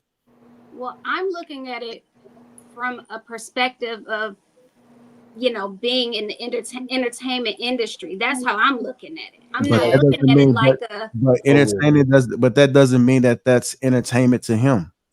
Like you guys are making it to be. Who cares? He don't sign her check. If you come, I just want to ask something, y'all. I've It's been the quiet. father of a child. Come on, Tell us how you really feel, Ty. Randy, go ahead, Randy. You have to understand who you're with. I mean, he did this with other entertainers. I think I saw him do it with Taraji P. Henson. Yes, and he's some done other it with people. multiple This is just his show. It's Ain't just she his single? show. She's single though. She's single though. He dealing with Halle Bailey. That's Kiki's what single too. Calvin was talking about earlier. Halle Taraji Bailey, he tried to put the cherry in her Kiki's mouth. single. Kiki wasn't single That though. might be why they all single, because she they married? get the mindset. They got these hoe ass mindset. They don't want that to act right now. Married? Because I don't remember her being married. But So every man that went on stage with Janet Jackson back in the day should have got a divorce. Well, All Usher they probably wives has shoulda an divorced understanding. Usher probably has an understanding with his wife, and that's what I'm saying. She's okay with it. She's okay I'm with saying going the out and wives of the men who went on the stages back in the day for Destiny's Child, for Janet Jackson. They had their legs on them. They rubbing their body on them. Janet used to do the most. Yeah, and they All of probably them called shoulda got a hell divorce. when they got home. They all should have got a divorce. They Is that what probably we're saying? We all should have left those men should have been left. They probably caught hell when they got home. Should they have been left? Is the question. conversation Yes, we when had. they got home. Not No, for I'm the saying she whole need to world be to happy. see. The woman ain't coming there wanting to do the most. They didn't No, I'm leave not. them. No, We had I'm not some saying. words. Like, I'm not saying that they should get a divorce, but if the woman didn't like that, then I think a conversation needed to be had, and they should have had it. And Conversation they should have. between those two. And they should have had an understanding as far as expectations and how you conduct yourself out there. It shouldn't matter if you're in the entertainment business or not. You got to That's set. unrealistic. If you have some boundaries, it needs to be said up front, and especially if you're entertaining. Like if men on the panel was to date entertainers, we understand what come with that, and then we need to be able to say, "Hey, I want to talk about expectations. You know, this is what I expect for my woman to do. Are you cool with that?" And if she's cool with that, then y'all move forward. Because and then vice versa, if somebody's in the entertainment business, it's going to be a different level of attention that they're going to get, and not everybody can deal with that. So it could be somebody that's probably could be a party promoter. You know, Calvin, you could be sitting there promoting it. The whole city know you. And every time you go out, they're coming all on you, something like that, and you and your lady got to have a talk about it to see if it's okay, if she cool with that. In Ty example, I feel like if that understanding was, hey, I go to strip clubs, you know, I throw money, I get lap dance with the bam, and then Janet pulls me on stage, you already know what I'm on. You know what I'm saying? Because nigga, if I can get a lap dance from a nobody, I'm definitely getting one from Janet. But if it's a totally different, man, we already had a discussion, we don't move like that with the bam, and then you get selected. Now that's a different proposition. But shit was good in the strip club situation, and that's all that's happening on the stage. I ain't going home with Janet. She ain't actually, let me fuck on her. So I'm gonna take that lap dance, and Shorty just gonna have to watch. So I mean, it seems like it's okay for men to behave in a certain It's always manner, like the double standard. No, I'm not saying that. What I'm saying is, if our understanding in our relationship is that I go to strip clubs, I let motherfuckers give me lap dance with the bam.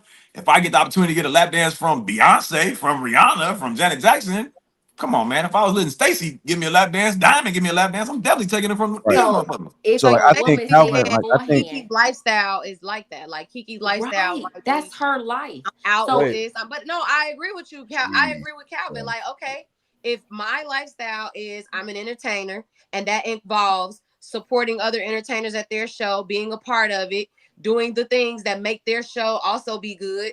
That's part of my entertainment, because I don't know if y'all noticed, but Kiki was in a movie called Hustlers before this. Yeah, it was a stripper movie. Definitely So like was. she's in the entertainment business, But and she's it wasn't not. off the She's table not that for her type of not be. entertainer, though, man. Hustlers, she was. Have you ever seen Hustlers, Viz? Hustlers, she was. It was Yeah. her, Thank you. J Lo, it was Cardi B, it was all of them. And on top of that, my thing is like, so Hustlers was one of the movies. It was really good. But all I'm saying is like that's what she does. And if he not what he wasn't ready for that, then like you just Why were wasn't you ready with for her? Hey, Kiki. yo. You wasn't ready for Kiki. Hustlers, Like, Hustlers is a good piece of evidence, dog. I And ain't Hustlers, she was seen nice, it. not You naked, ain't but seen she it. was So like a you got a stripper. different perception. Listen, like the only thing that I'm saying is have the conversation so there's no misunderstanding. If I you're agree. looking for a solution, let Kiki can be the entertainer all her life. Just had a conversation with the person that you with, whether y'all in an exclusive, serious relationship or marriage, and y'all can eliminate a lot of problems. Then that way it won't be no damn surprise because you already know what that person expects. Yeah, but I just Hey, can't see a let personal me trainer say come this in and real telling me quick. what you expect of my entertainment business. Wait, Like, hold on. I've been doing this. and she Right, got, because she what- got, no, so well, peep this, because, peep this. right, because if you marry somebody, doors then it's as going to be usher, you like- and that person, so you have to factor that person in. Like it's I'm gonna factor not you good. in, but your so let's- expectations shouldn't change my day to day at work. Like me working in IT, they're not gonna say, "Well, I really don't want you traveling every couple of months to go COTA, so you don't want me to work. So You don't want me I'm to not be in my telling. field." So like I'm not telling him to tell her what to do. He's just only saying I'm not too fond of this. This is what I don't like. So she's going to make a decision herself whether this is something that she wants to do. She may say, "Hey, the conversation we had earlier, I know you say you don't like that, but I'm an entertainer and this is what I want to do." Then he has to make a decision from that point on. So I understand the whole controlling aspect of how some men may be controlling, but there's nothing wrong with saying this is what I like and what I don't like. I don't think people do enough of that because then you can eliminate again. If you're trying to eliminate a lot of problems so that there's no misunderstandings on the back end, you should be able to have a mature conversation and say, You should be able to ask questions and not have to fear of being labeled insecure or, you know, you over the top or you're trying to control me. I do think that there are some words that you have to phrase it a certain type of way because it can come off as being controlling. And I know a lot of women fear when a man is trying to hold them back from doing something. You know, like Nick Cannon could have had a conversation with if he was mature enough and had the experience and with Mariah say, hey, I feel a certain type of way, but he probably didn't know how to have that conversation. And so instead of having a conversation with it, he just said, fuck it, I'm out. I don't think the conversation was had, though, prior to that concert. I don't think they had that discussion. I think she found out when he posted, you know, his... I would think for him to go to the extreme of posting it on social media that they probably did have that conversation. Now, also, let me state this. Let's flip it. I think we might be assuming on that one, man, because we know some men out here that just well, no, that's fair. That's fair. But from what we do know is that they had a fairly toxic relationship. Somebody they were in the comments saying that the day after Shorty went and made a shirt about it. So if that's the type of time that y'all on, then this just may be an extremely toxic. It just kind of shows maybe she didn't respect him, because if she doing all that shit, the respect was gone a long time ago. Right. He should have. I'm not saying he should have, but it's unfortunate that he wasn't able to see that on the front end, because he could have eliminated a lot of. But now let me point this out real quick on the flip side. So when Chance the Rapper was wherever he was at the carnival or whatever, and he got the dancing on the chick, he caught all the backlash possible. Nobody defended that, but yet he's an entertainer, he's a rapper at that, which puts him even more in the category of where that is going to be the norm of what women are going to be doing with it. And but his wife didn't say anything. Everybody else could say whatever they want to. His wife didn't say anything. She didn't make a big deal, so it doesn't affect his life.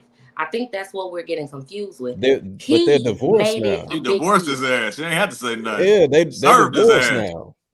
I agree with divorced that. now? Yes. Yeah. I didn't know they got divorced. He's back in the I know they streets. divorced, but they're split. So I know he was just on the west side not too long ago, but I didn't know they got it. Divorcing. Yeah, That's a very good point, Viz. Ty. Like that shit went viral. She didn't say anything, but then about a week later, something like that, he filed for divorce. Yeah, just like Kiki's boyfriend should have did. But that's all I'm saying. Like, it shouldn't have been something they weren't married, the world had to see. They weren't Should have married. pieced out though. Everybody into their family. And if you're gonna peace out quietly. Do that, at home. Just I feel you, Ty. You standing 10 toes down. Hey, you ain't sick, man. Ty, you ain't sick, man. The men are holding my guy accountable for him crashing out like a lame ass dude. But y'all are not holding that woman accountable for being disrespectful to that man in that relationship. I don't understand. And Ty, you even said yourself, I would. Because we're assuming. We are assuming that she was being disrespectful in the relationship. I stand on my point that she is an entertainer. Chance was disrespectful. Shorty was disrespectful. That is my opinion. She is an entertainer, and entertainers move differently. We know this. Yeah, we are assuming because we're assuming that they've had the conversation, that she understood what the boundaries were. And if she moved forward doing what she did, knowing that he would feel disrespected, then yeah. But we don't know if they had that conversation. We don't know if Chance and his wife had a conversation. But we know she didn't blast that man.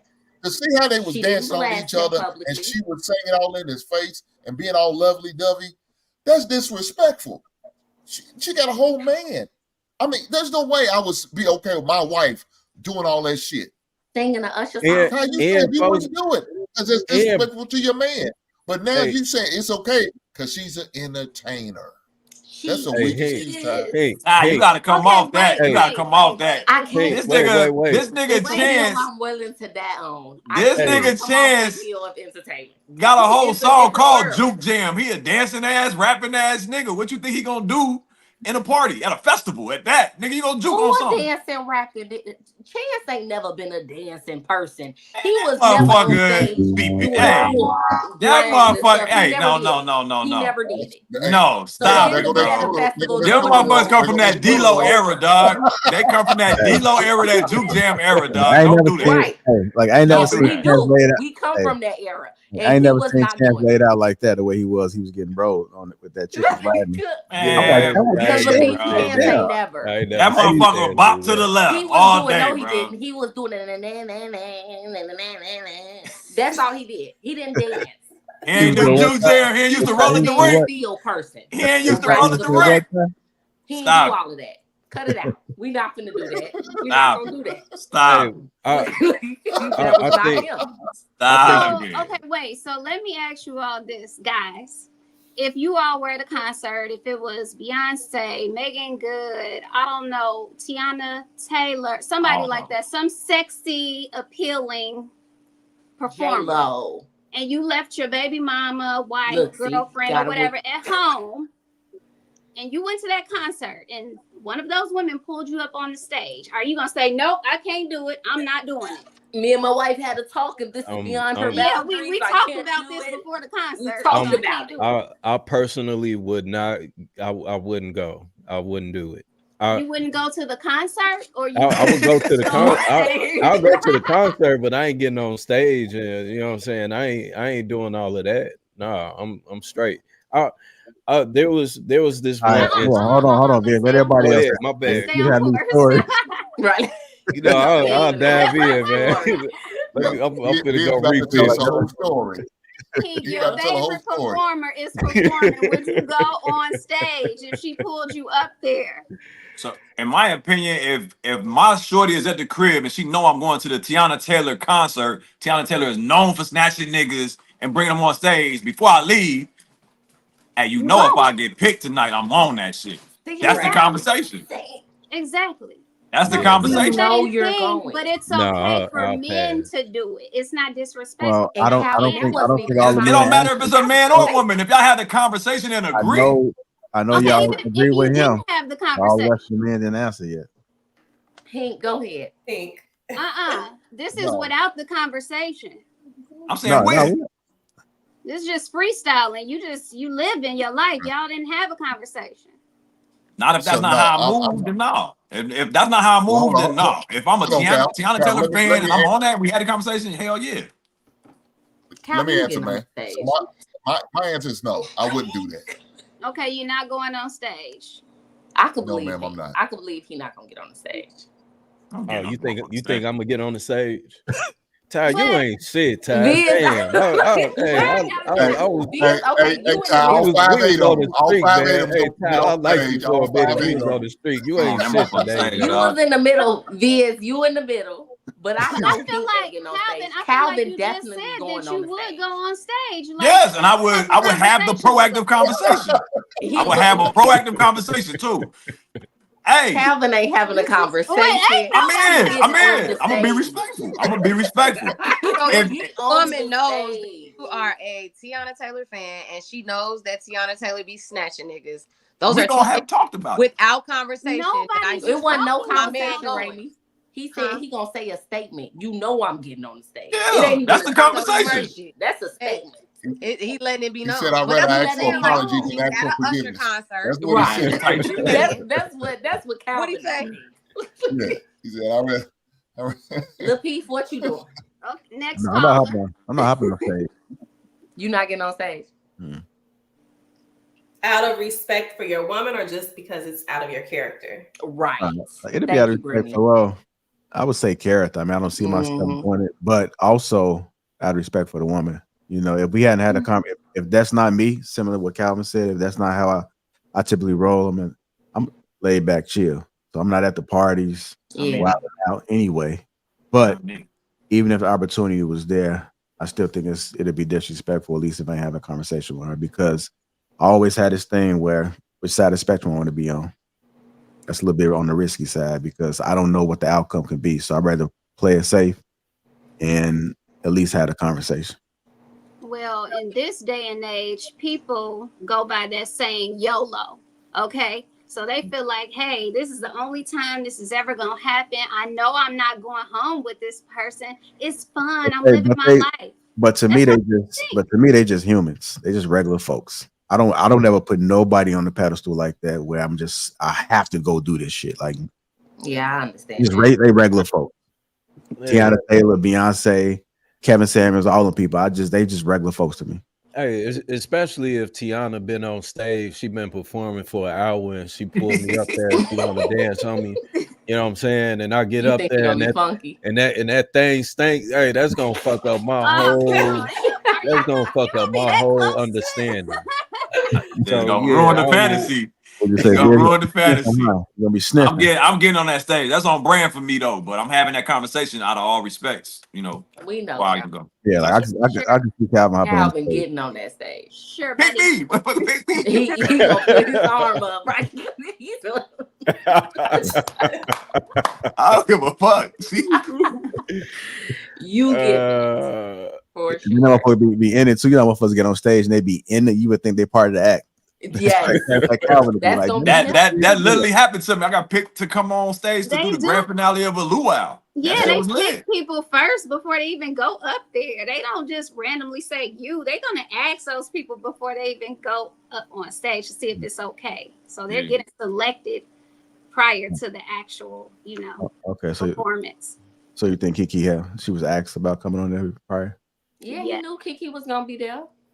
I mean, we did talk about how she wrote a song and all this other stuff about it, right? I'm sure that was done before the performance. It's part of the marketing, the branding. Like, wait, wasn't her song a reactionary song? Or which song?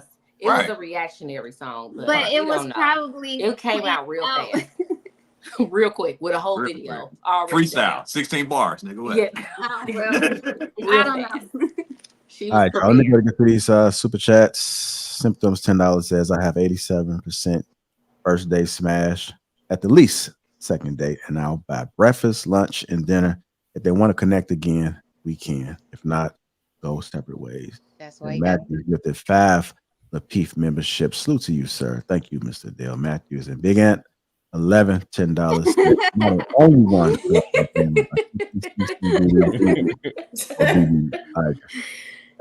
Okay, you ain't got to do that. Don't do KeKe like that. Hey, Ty, you ain't shit, man. Why I'm not shit? Why I gotta not be shit? This because I'm rather for KeKe. That's crazy. That's crazy. She from up the street. Hey, the fact that you saying that I ride for KeKe, that is crazy. I mean, God damn, Ty. That's crazy. I don't understand. Hit that like button. Also, make sure you subscribe to the channel. We out.